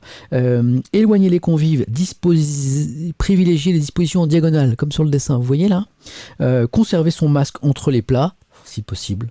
Quand vous avez fini de manger, vous remettez le masque. Bon, voilà. L'état du masque à la fin du repas avec les petits bouts de de foie gras de langoustine dans l'état du masque, quoi. Et à minuit, pas de chant. On évite les chants. Les chants, ça postillonne. Moi, je postillonne à mort, j'ai le droit, je suis tout seul, mais on évite de chanter à Noël. C'est des conseils pratiques, mais je trouvais sympa de les partager avec vous ce matin. On continue et on finit avec le Parisien. C'est du foot, pour ceux que ça intéresse, sur le foot. On arrive sur les derniers matchs de l'année, là. Il y a un joli résultat du Parisien. Les Parisiens hier à domicile face à Strasbourg 4-0, mais à quoi joue Tourelle, se demande quand même le Parisien, parce que l'entraîneur du PSG a accordé une interview un petit peu bizarre, un petit peu étonnante à un média allemand, où il se désole de la dimension politique du PSG. Il dit que c'est compliqué, j'ai l'impression d'être ministre plutôt qu'entraîneur, voilà, diplomatie, c'est compliqué. Il dit que c'est compliqué, interview un petit peu étonnante. Il dit que le PSG ne fonctionne pas vraiment comme un grand club.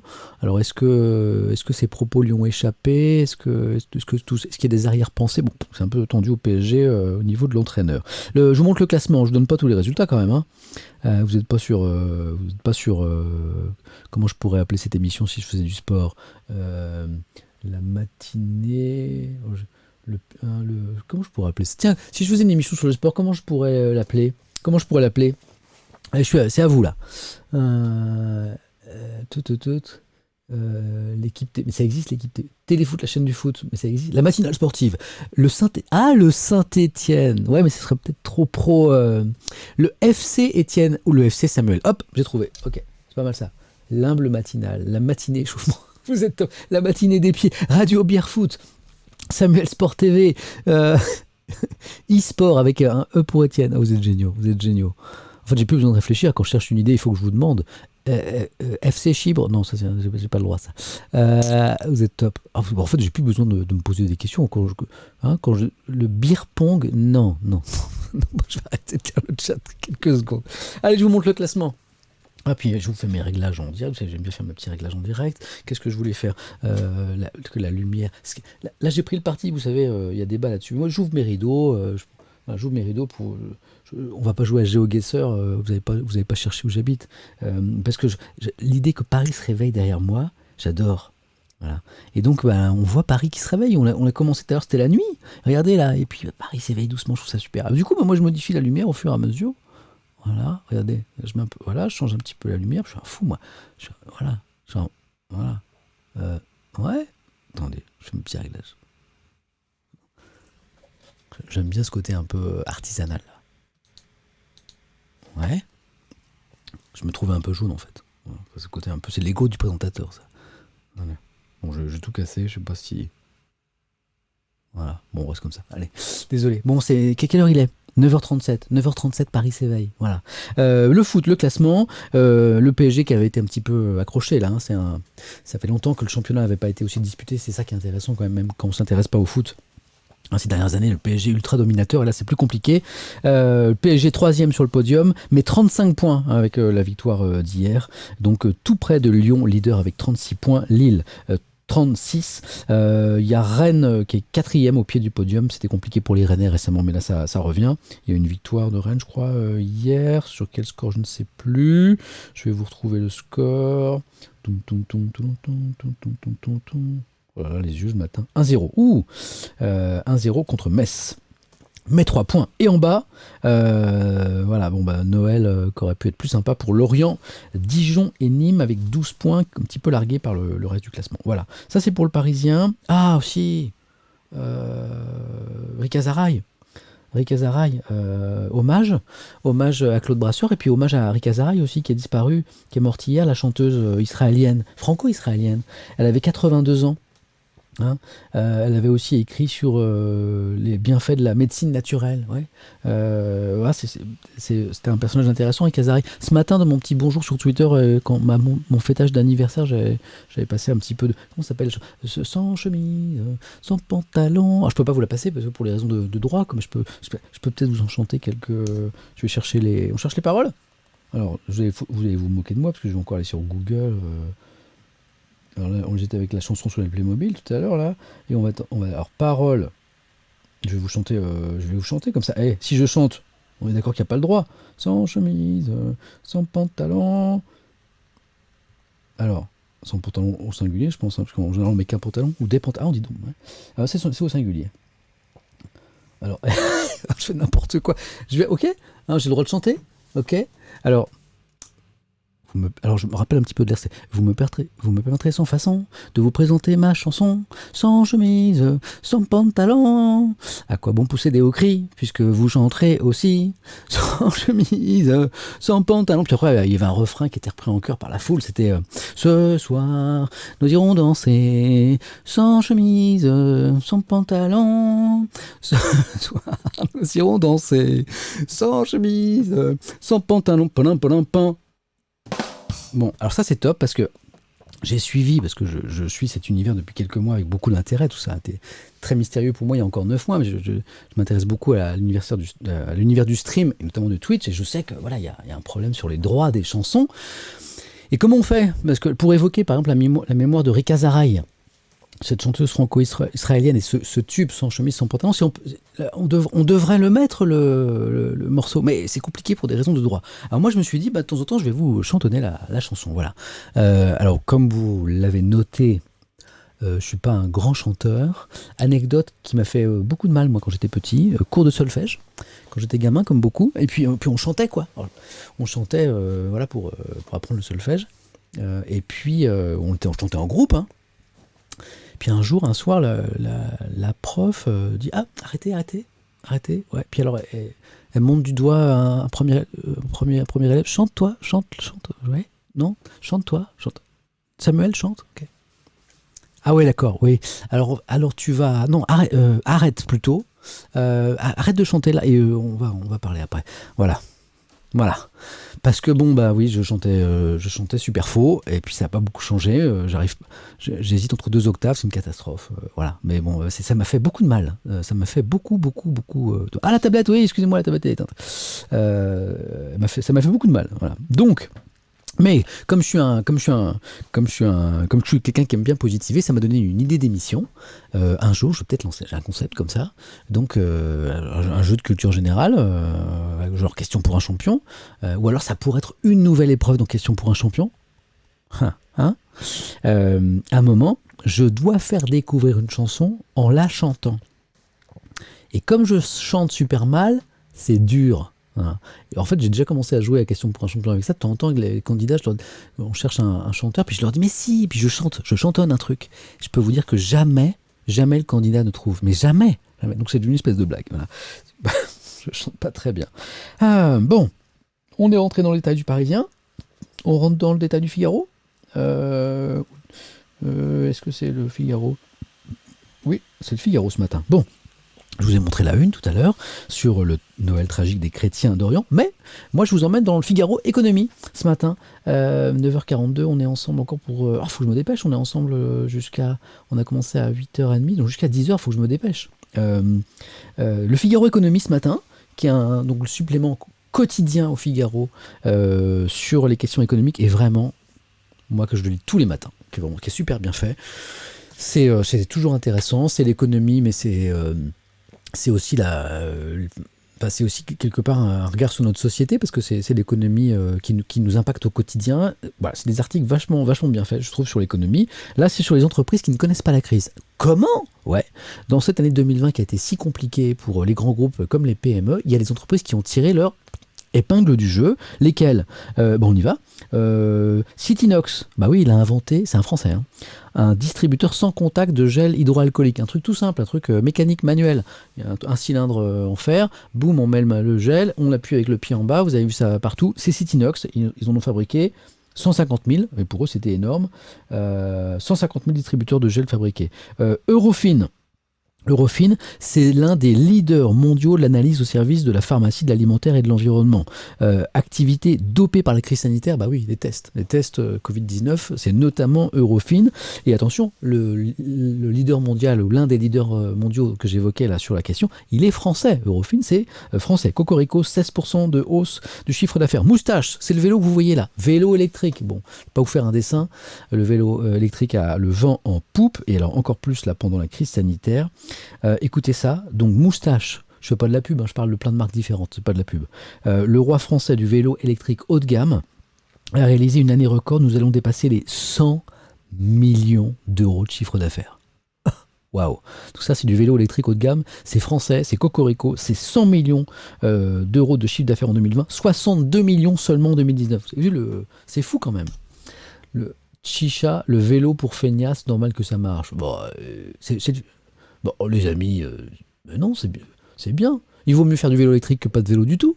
Vous n'êtes pas d'accord? Voilà. Pour ceux qui demandent, on est sur le Figaro. On est sur le Figaro économie. Voilà. Donc moustache, bravo. Et, petit dernier, les Charentaises. Les Charentaises Rivalin. Là aussi, c'est français. Ouais. 2020 étant été décrété par le gouvernement, les autorités, l'année où il fallait rester à la maison, y compris pour travailler, eh ben, les Français ont pris la consigne au pied de la lettre. Pied de la lettre. Charentaise. Je le fais même pas exprès. Je parle de charentaise et je dis les Français l'ont pris au pied de la lettre. Mais trop fort, trop fort. Donc, Rivalin, ils fabriquent des charentaises, ils ont explosé, mais vraiment, je vais vous donner les chiffres, c'est juste complètement fou. Donc, c'est une entreprise bretonne. Depuis 1925, ils font des charentaises. Bon, ils ont essayé de se mettre à la page, avec au niveau des couleurs, des bordures fluo, tout ça. Bon, c'est pas le modèle qu'on voit, mais ils ont plein de modèles. 20% de progression de chiffre d'affaires en 2020. 300 000 euros de vente sur Internet contre 9 000 euros l'an dernier. 2019, ils ont vendu pour 9 000 euros de charentaise sur Internet. 2020, 300 000 euros. Voilà. Voilà. 33 fois, ils ont multiplié leur chiffre d'affaires sur Internet par 33. Hein. Ça claque quand même. Voilà. Toujours dans le Figaro Éco, je vous disais que c'était vraiment des pages éco très grand public, c'est pas de la micro ou de la macroéconomie, c'est pas pour les spécialistes pardon. C'est vraiment pour voilà, c'est vraiment c'est grand public cette lecture de l'économie par les pages éco du Figaro. Là par exemple, c'est un coup de projecteur intéressant sur les audiences, les meilleures audiences en France en 2020. C'est toujours intéressant, c'est un bilan traditionnel de fin d'année. Qu'est-ce qui a fait les meilleures audiences à la télé française sur une année. Et ça dit beaucoup d'une société, parce que on s'aperçoit que souvent c'est les grands matchs de foot par exemple, ou certains divertissements. Et on voit du coup ce qui rassemble les Français. Donc on est au-delà de la pub, de l'audience, ça dit un petit peu du monde dans lequel on vit. Démonstration. En général, ce qui cartonne, c'est les grands matchs de foot, les grandes compétitions internationales sportives, certains films, certains feuilletons. Mais là, Emmanuel Macron a fait main basse sur les meilleures audiences TV de 2020. Oh, vous êtes trop mignons, je vois Question pour un champion. Question pour un champion qui fait main basse sur les meilleures audiences. Non, c'est adorable, vous êtes trop... J'avais pas vu le chat. Ah, vous êtes trop sympa. Alors non, c'est pas vrai. Alors oui, Question pour un champion cartonne, c'est vrai. Attendez. Café, donc je coupe mon micro cette fois pour vous éviter de glouglou. Ok ? Je reviens dans 5 secondes.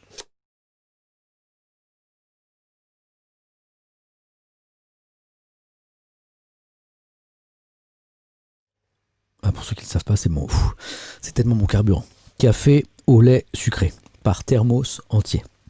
Donc, Question pour un champion, ça marche très bien. On est à 12% d'audience en moyenne sur l'année, 1,5 million de téléspectateurs tous les soirs en moyenne. Donc voilà, je vous en parle parce qu'on est très très fiers. C'est un travail dont on est très fiers avec toute l'équipe de Question pour un champion, nos amis de France 3 et nos amis de Fremantle, parce que voilà, c'est un jeu très ancien, vous le savez, qui a 32 ans, et on a réussi à faire repartir les audiences à la hausse. De ce jeu, ce qui n'était pas évident. Donc voilà, on est très très fiers, et puis et on est regardé de plus en plus par les jeunes, et de plus en plus par les femmes aussi. Donc voilà, on est très très fiers de ça. Mais on n'est pas dans les meilleures audiences de 2020. Non, c'est Macron. Donc c'est le président qui a fait main basse sur les meilleures audiences TV de 2020, nous dit le Figaro. Alors qu'en 2019, c'était la fiction, les compétitions sportives qui étaient sur le podium. Là, c'est le président Macron. Attendez, j'ai un chiffre à vous donner. Il cumule 13 des 20 programmes les plus regardés par les Français en 2020. On parle de quoi ? On parle des conférences de presse, les allocutions présidentielles, bien sûr, notamment sur la crise sanitaire. Regardez le top 20, numéro 1, 2, 3, déclaration d'Emmanuel Macron. 14,6 millions de téléspectateurs, 13,3 millions. Le troisième, c'est pas Macron. Qui est troisième ? Édouard Philippe. Donc on est toujours sur la même idée. Édouard Philippe quand il était Premier ministre, bien sûr. 4, Emmanuel Macron, déclaration. 5, Emmanuel Macron, déclaration. 6, Emmanuel Macron, déclaration. 7, 11,4 millions. Foot, finale de Ligue des Champions. C'est le 23 août. Voilà. Donc, Quand je vous disais que les audiences parfois nous disaient beaucoup de la société dans laquelle on vit, eh ben, démonstration ici, c'est la crise sanitaire qui vraiment a préoccupé et intéressé les Français. En tout petit en bas à droite, j'arrive pas à zoomer mais je vais vous le lire. Cyberpunk. Est-ce que vous qui vous intéressez un petit peu au monde d'Internet et des jeux vidéo, est-ce que vous voyez de quoi je veux parler? Cyberpunk, vous connaissez ou pas? Cyberpunk. Je crois que vous connaissez. Cyberbug. Ah, oulala, je vois des mots très durs. Cybernaz, cyberbug. Ouais, je sais qu'il y a eu des soucis, notamment avec la version console. Vous me le confirmez? C'est ça? Voilà, je vois beaucoup de colère. Qu'est-ce qui se passe sur ce jeu-là? Ouais. Le jeu est incroyable sur PC. Arrêtez de tracher, mais sur console, plein de soucis. Mais c'est ce que j'ai lu aussi. Voilà. En tout cas, ça vous fait réagir. Donc, pourquoi le Figaro en parle? Vous voyez, on est avec la... C'est les anciens médias. Je ne sais pas si vous lisez les journaux. Moi, c'est un petit peu mon... c'est pour ça que je suis là aussi. Ici, c'est pour vous dire que moi, qui adore lire les journaux tous les jours, je peux vous dire que on a la chance d'avoir une super presse en France, dans laquelle on apprend tous les jours des choses passionnantes et incroyables, et qui s'intéresse à tous les aspects de la vie des Français, et notamment les jeux vidéo ici. Donc si vous ne lisez pas la presse, faites-le.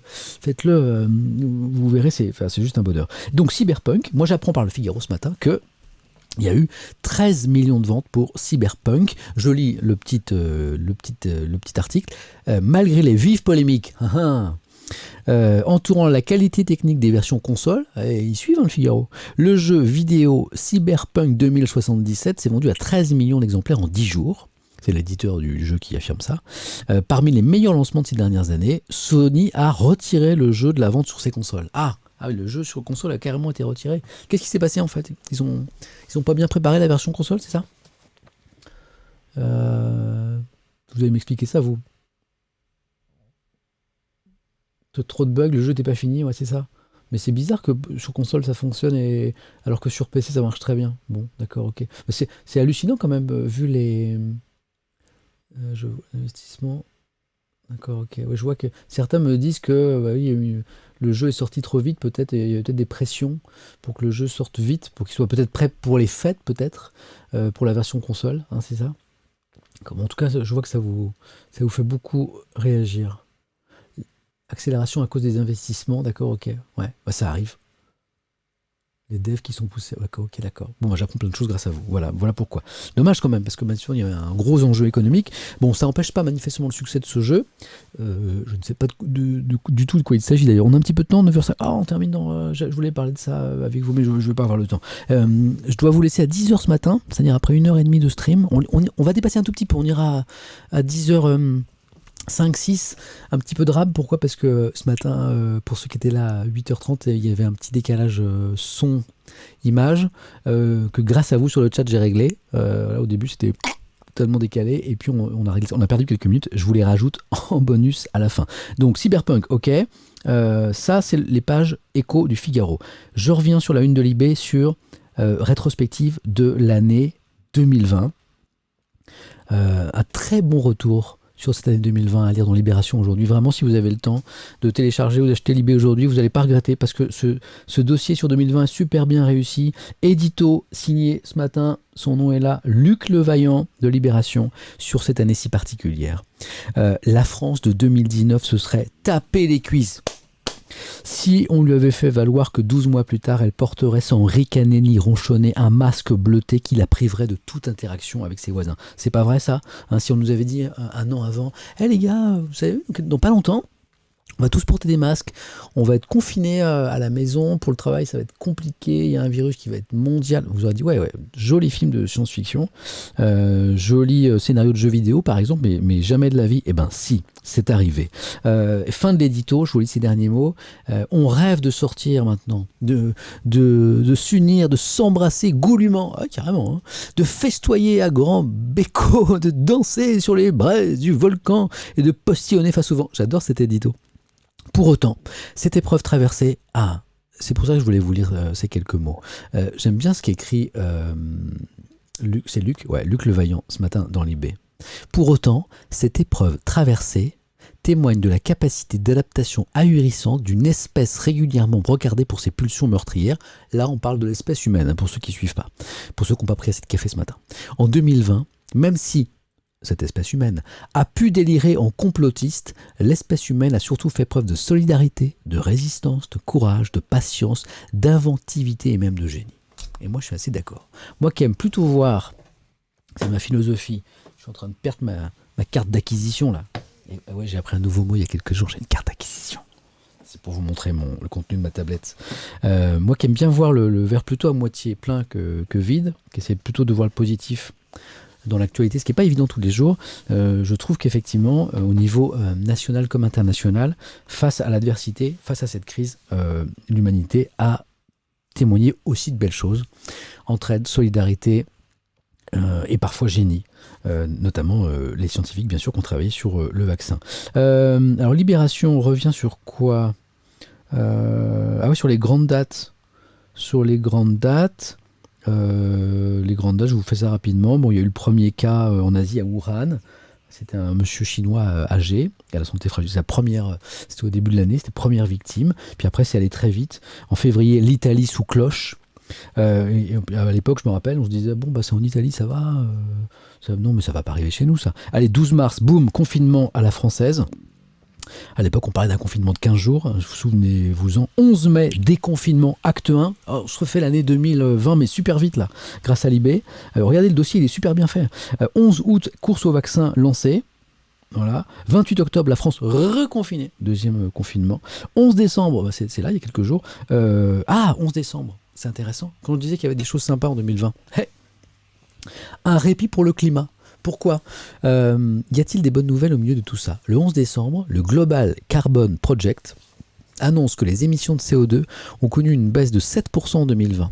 Une conséquence directe du confinement, de la réduction des transports et du ralentissement de certaines industries. Un ralentissement qui pourrait être éphémère si tout redémarre sans passer par la case économe en carbone. Au passage, les villes françaises ont gagné des coronapistes, les pistes de vélo post-Covid-19, et le vélo de nombreux adeptes. Le Covid qui a aussi vu baisser la mortalité routière, bah forcément on circulait moins, et l'épidémie de grippe saisonnière se tient tranquille. Donc dans les trucs sympas de cette année, effectivement, il y a le fait que sur un plan d'émissions de CO2, forcément moins de pollution cette année parce que moins d'activité humaine. L'espoir, c'est qu'on redémarre plus vertueusement sur un plan écologique. Je suis pas sûr de ça. Et puis d'autres choses comme le boom de la pratique du vélo dans notre pays, et ou encore le fait que d'autres maladies comme la grippe sont moins fortes cette année. C'est vrai aussi pour la gastro, c'est vrai pour d'autres maladies, parce que on a appris à respecter, enfin, depuis le temps qu'on nous le dit, les gestes sanitaires. Ça fait un moment que les médecins nous disent qu'il faut se lever les mains. Maintenant, on le fait. Voilà. Et puis 17 décembre, dernière date choisie par l'IB pour cette année 2020 Covid-19, le président est positif. L'IB qui revient aussi sur les mots. Les mots de 2020, les mots qui ont marqué l'année. Alors, la Covid-19, le Covid-19. L'IB revient sur le débat. On a commencé par le Covid-19 dans les médias au début, puis les Français aussi, parce que le virus. Et puis à un moment, l'Académie française, et puis son homologue au Québec aussi, nous a dit, mais non, en fait, c'est la maladie. Donc c'est la Covid. Oh là là là là, la Libération a raison, Libé dit ce matin, vous faites comme vous voulez. Les deux genres cohabitent et c'est bien comme ça. Moi le matin dans la matinale de France Info avec mon amie Johanna Giglia, Johanna qui présente le JT que je salue, qui est plus à l'antenne à l'heure où on parle ce matin. Non parce que j'ai commencé à 8h30 au moment où la matinale s'arrêtait. Pour prendre la suite en quelque sorte. Johanna, parfois dans un reportage, ça dit la Covid et puis derrière on dit le Covid, on mélange les deux maintenant, voilà. L'important c'est qu'on se comprenne, donc le ou la peu importe. Pangolin, mot de l'année, le petit pangolin, celui qu'on a rendu responsable de tous nos maux, on nous a dit c'est lui le responsable, c'est lui qui très précisément a fait passer le virus de la chauve-souris à l'homme. Donc ça fait chauve-souris, pangolin, homme. Sauf que depuis, les scientifiques ont bossé là-dessus et on dit c'est pas sûr du tout. En fait, on n'est pas sûr du tout, on n'est plus sûr du tout que le pangolin, ce soit l'étape intermédiaire. Donc on sait que c'est parti des chauves-souris. Alors là, s'il y a des chauves-souris qui nous regardent ce matin, merci les chauves-souris. Merci du cadeau. Voilà. pouvait être fier. Mais le pangolin, en fait, on n'est pas sûr que ce soit le truc. Bamboche. Ah, vous le voyez le mot là, bamboche, ça aussi c'est le mot de l'année 2020. Hein, c'est un préfet de la région Centre-Val de Loire, qui avait eu cette phrase, je ne sais pas si vous en souvenez, je voulais vous la faire écouter, mais je ne vais pas avoir le temps ce matin. En revanche, on ne fait plus la fête, la bamboche, c'est terminé. Et alors Libé reprend ce mot parce que Libé est assez critique sur cette phrase. Donc on fait plus la fête, la bamboche c'est terminé. Pourquoi ? Parce qu'en cette phrase lapidaire pour Libération, eh bien le préfet aura parfaitement résumé l'attitude méprisante de l'État vis-à-vis du monde de la nuit et tous ceux qui aiment sortir et profiter un peu de la vie. En ces temps de pandémie, c'est travail, famille à Noël et nos partis. Travail, famille et nos partis. Il y a un petit jeu de mots avec travail, famille, patrie, je pense que vous l'avez. Et ça, voilà, Libération a trouvé un petit peu l'état méprisant notamment quant au secteur des gens qui travaillent la nuit, le secteur de la fête, le secteur des discothèques qui est fortement impacté. Un dernier mot pour 2020, hydroxychloroquine. Qu'est-ce qu'on a pu en parler de ce mot ? On va pas revenir sur la polémique. Très rapidement, Libération écrit à propos de la fameuse hydroxychloroquine, ici, star médiatique déchue, tout autant que son fervent partisan Didier Raoult, cette molécule aura fait tourner bien les têtes. Certains ont voulu croire, vous vous souvenez de la polémique, intimement de toute leur force à l'amélioration spectaculaire censée être apportée par ce traitement contre le Covid-19, ignorant les critiques portant sur le manque d'éléments fiables des premières données disponibles. Des internautes en sont allés jusqu'à insulter, menacer tout expert osant remettre en cause son utilisation. Aujourd'hui, l'épisode frénétique semble enfin clos pour Libé. Aucun essai clinique digne de ce nom n'a conclu à son efficacité. Fin de la polémique, en tout cas selon Libération ce matin. Ah oui, ça c'est intéressant aussi. On va déborder ce matin. Hein. Libération se penche aussi sur l'actualité hors Covid-19.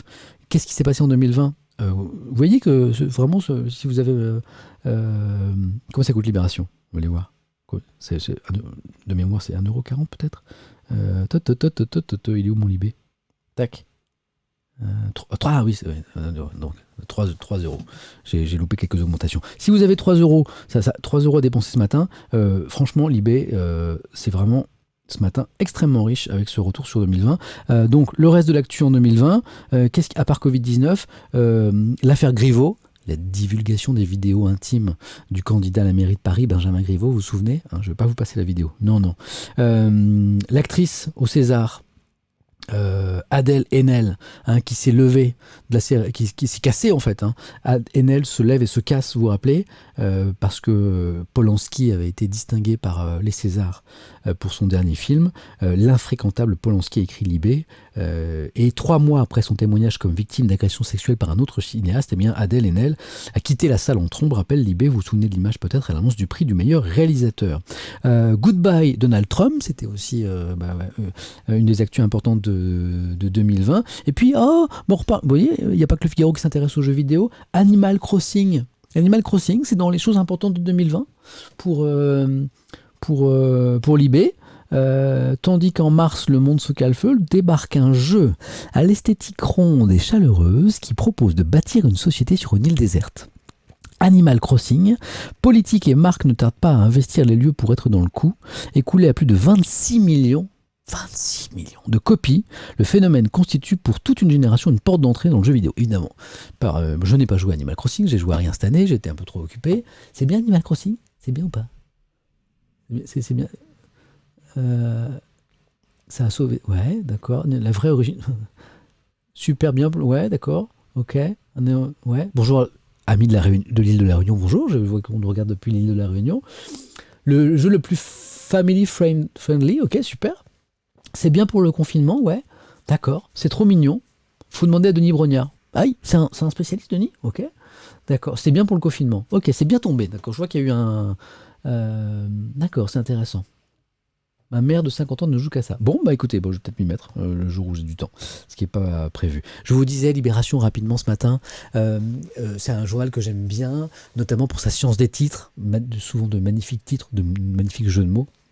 Et puis de très belles unes, notamment pour les hommages, la disparition de personnalités, retour sur ces personnalités qui nous ont quittés. Libé nous en propose quelques-unes en plein Kirk, pas en plein cœur, en plein Kirk Douglas bien sûr, avec cette magnifique photo ici pour l'hommage à Kirk Douglas qui est mort à 103 ans en 2020. Et je voulais vous montrer cette une aussi de Christophe, hein, magnifique. Voilà, je ne sais pas si vous le saviez, mais Libé fait de très belles unes pour les disparitions de personnalités, de beaux articles, de belles biographies, de beaux retours sur la vie, sur la carrière, et de belles photos et de beaux titres. Les mois bleus, c'est pas les mots bleus, la chanson, mais c'est les mois bleus. Voilà, moi j'adore Libé, notamment pour cette raison, et ça depuis toujours, hein, depuis tout gamin, depuis que j'étais ado. Bon, je suis censé vous quitter dans 6 minutes. On s'est donné 10h10 max. Sinon, je passe la journée avec vous. L'opinion, donc, 1794-2020, dit Noël pas comme les autres. Vachement intéressant.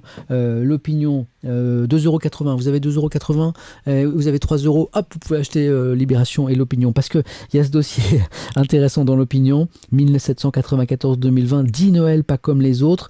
L'opinion a sélectionné les 24 et 25 décembre qui ont révolutionné la face de la France la face de la France et du monde. Donc retour sur des Noëls qui ont changé un petit peu l'avenir. Ah, mais c'est éteint. C'est éteint, c'est tout noir. Bah oui, je vois, mais pas chez moi. Attends, je connecte, je déconnecte. Ça fait un moment que c'est tout noir. Hop, c'est ma carte d'acquisition.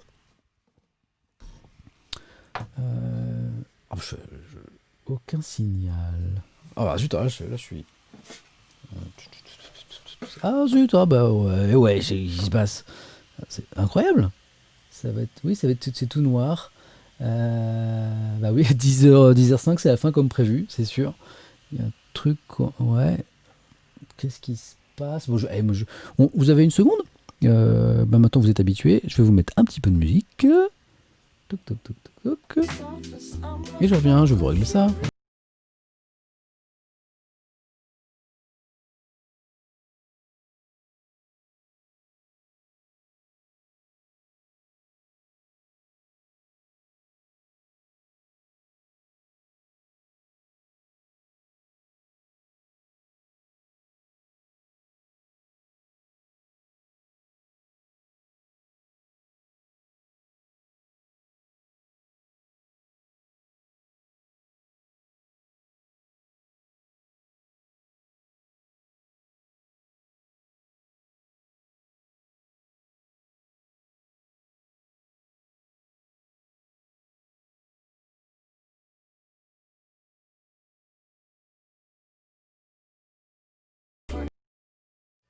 C'est qui le boss?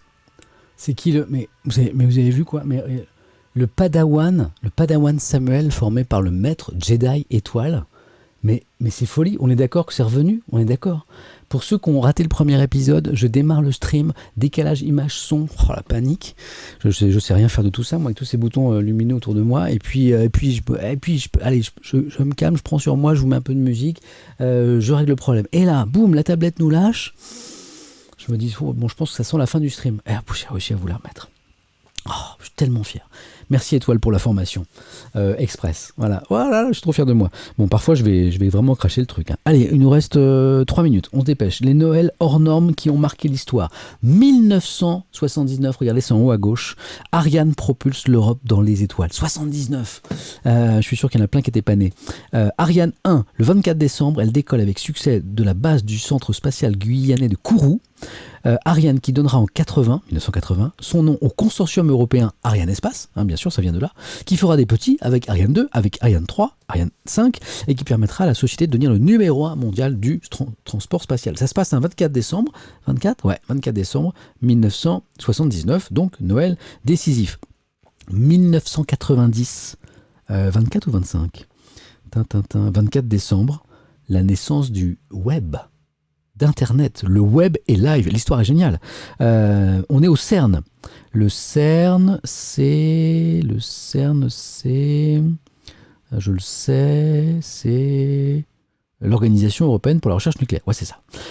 Tous les ordinateurs sont éteints en ce 24 décembre 90 au CERN. Non, pas tous. Une machine est restée en veille, frappée d'un avertissement écrit au marqueur rouge. Cette machine est un serveur, ne pas éteindre. Tim Berners-Lee a pris la précaution de coller cette étiquette, c'est incroyable l'histoire, sur son ordinateur pour éviter qu'il soit éteint avec tous les autres ordinateurs, donc du CERN, l'Organisation européenne pour la recherche nucléaire. Ouais, c'est parti de là en fait, du nucléaire.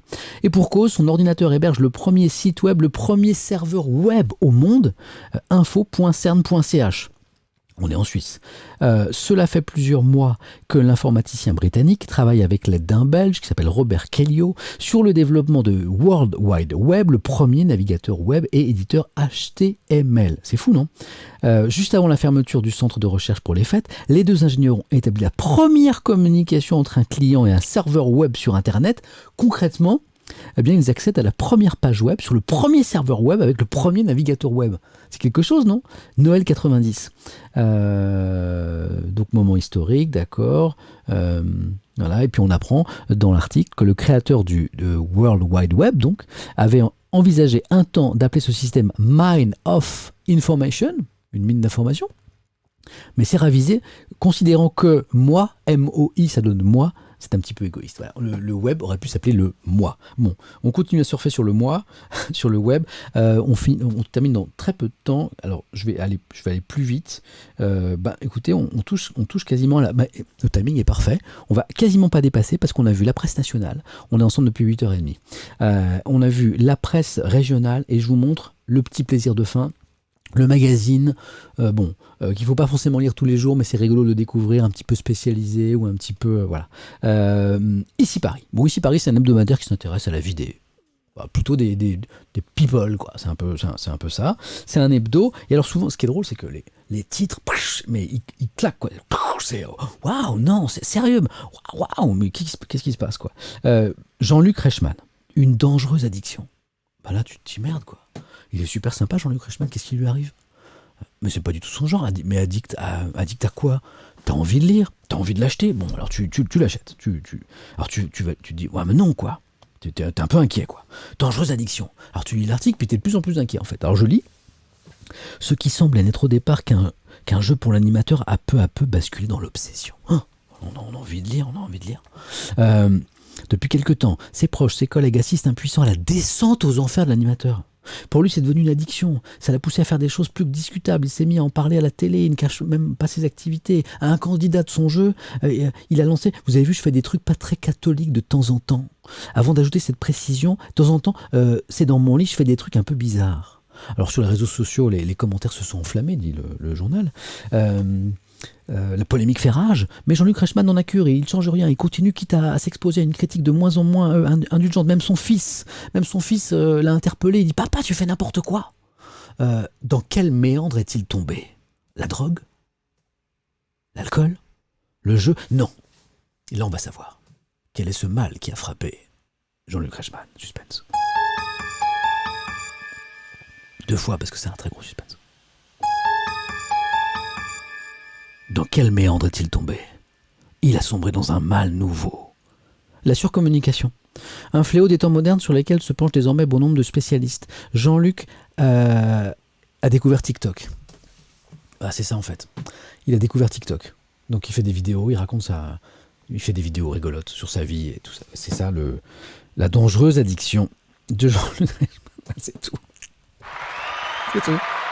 Voilà. Donc voilà. Si vous voulez en savoir plus, vous pouvez ou pas acheter Ici Paris. Voilà, c'est bien, c'est la presse qui détend, on en a besoin en ce moment. 10h12, merci à tous, merci d'avoir été, vous êtes 8000, vous êtes à 7984, je suis journaliste, j'essaie d'être précis. C'est juste incroyable, je ne reviens pas que vous écoutiez mes petites histoires d'actualité, merci à vous. Je vous rappelle, le projet, l'envie, c'est de... Moi, depuis toujours, j'aime lire les journaux. Je trouve qu'on a cette chance d'avoir une belle presse nationale, régionale, hebdomadaire, mensuelle, une belle presse magazine, quotidienne aussi. Il y a des belles choses à lire dans les journaux. Je ne sais pas si vous êtes des habitués de la lecture des journaux. Je sais que ça prend du temps, mais parfois, dans le flot incessant de l'actualité, justement, où tout va de plus en plus vite, dans ce qu'on a appelé l'accélération du temps info, on a l'impression que voilà, tout va à une vitesse folle. De temps en temps, c'est bien de s'arrêter et puis de lire et de réfléchir un peu à la marge du monde dans lequel on vit. Et moi, je pense que la presse écrite est un super outil pour ça. Voilà, pour pour comprendre le monde dans lequel on vit, et parfois appuyer sur pause un petit peu, vous savez. Voilà. Et donc lisez la presse. Si c'est pas le cas, changez régulièrement de journal. Achetez un jour Le Monde, achetez un jour Le Figaro, achetez un jour Libération. C'est bien de lire un peu tout, parce que vous verrez qu'il y a forcément il y a des lignes éditoriales différentes, mais vous allez être surpris par la richesse de ce que vous allez trouver dans les journaux. Voilà, c'est le message que je voulais faire passer très, très humblement. Moi, c'est un plaisir renouvelé de façon permanente pour moi. Là, le matin, pour vous, je lis toute la presse nationale, je parcours toutes les unes de presse en région, je lis quelques magazines aussi. Et je le fais parce que c'est du bonheur, quoi. Parce que j'apprends plein de trucs. Parfois, il y a des histoires fortes. Tout à l'heure, j'étais un petit peu ému à l'évocation et je m'en excuse, mais de la mort des 3 gendarmes, parce que voilà, on pense à leur famille et à leurs enfants. Il y a des histoires fortes, parfois il y a des histoires trop mignonnes, comme cette histoire de maison du Père Noël tout à l'heure, voilà. Des histoires d'humanité, tout simplement. Et ça, c'est dans les journaux. Voilà, c'est très humblement le petit message que j'essaie de faire passer. Je n'en reviens pas du monde que vous êtes. Donc un grand merci. Je vous souhaite, on est le 24 décembre, de bonnes fêtes de fin d'année, un joyeux réveillon de Noël. Certains fêtent ça ce soir, certains fêtent ça demain. Profitez de ces moments. On l'a tous bien mérité après cette année particulière, compliquée. Profitez de vos proches dans la plus grande prudence possible. On a évoqué tout à l'heure ensemble, notamment dans Le Parisien, tous les bons conseils sanitaires pour faire attention les uns aux autres en cette soirée un petit peu particulière où on va se retrouver en famille, même si c'est souvent en comité restreint. Donc soyez prudents, prenez bien soin de vous, des autres. On se retrouve pas demain. Bon non, ouais, je fais une petite pause. Moi aussi j'ai envie de passer du temps avec ma famille. Donc pas vendredi, pas samedi, pas dimanche, hein, je pense pas. Si jamais je ne peux plus me passer de vous, je vous enverrai un petit message sur Twitter, ou alors suivez aussi suivez ma chaîne Twitch. Hein, vous aurez du coup la petite notification qui vous dira que ça y est, je stream. Parce que moi j'ai appris des nouveaux mots maintenant, hein, comme carte d'acquisition, vous avez vu tout à l'heure. Mon iPad est reparti, c'est drôle. C'est parce que je l'ai, non, c'est parce que je l'ai éteint, c'est normal. Mais d'ailleurs, changement de scène, je fais des trucs de folie, moi, attendez. Changement de scène, hop, pourquoi je vous parle comme ça? Tac. Ah, voilà, il n'est pas mieux. Donc, a priori, pas de stream en cette fin de semaine, mais vous serez prévenus si je change d'avis. Le dimanche, par exemple, il y a de la presse très intéressante à lire, le journal du dimanche, le JDD, puis le Parisien dimanche aussi. Et puis sinon, j'essaierai de streamer quand je peux. Lundi, je reprends la matinale de France Info. Excellente matinale. Je veux en faire la pub, pas parce que j'y suis, mais parce que voilà, il y a 4 chaînes info en France. Là aussi, c'est comme les journaux. Il faut regarder différentes choses, donc essayez les différentes chaînes. Il y a mes confrères de BFM, il y a mes confrères d'LCI, il y a mes confrères de CNews, et puis il y a France Info. Moi, je suis très fier de travailler sur cette chaîne. Ça fait bientôt ça fait plus de 4 ans. Très fier parce que c'est une chaîne qui privilégie le décryptage à l'émotion. Voilà, je me suis très à l'aise avec cette ligne éditoriale de France Info. On a une super équipe le matin.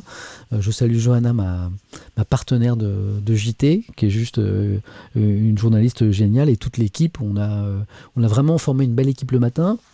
Et on essaye de vous informer, un petit peu comme je le fais là sur Twitch, dans la bonne humeur. C'est-à-dire que le message, c'est OK, le monde ne va pas forcément super bien. Et on est là pour vous rapporter un petit peu ce qui est compliqué parfois, mais on n'est pas obligé de tirer des gueules de 10 pieds de long. Et on peut le faire de façon cool et sympathique. C'est un petit peu notre ambiance le matin, qui ressemble pour partie à ce que je fais là sur Twitch. Donc n'hésitez pas à venir.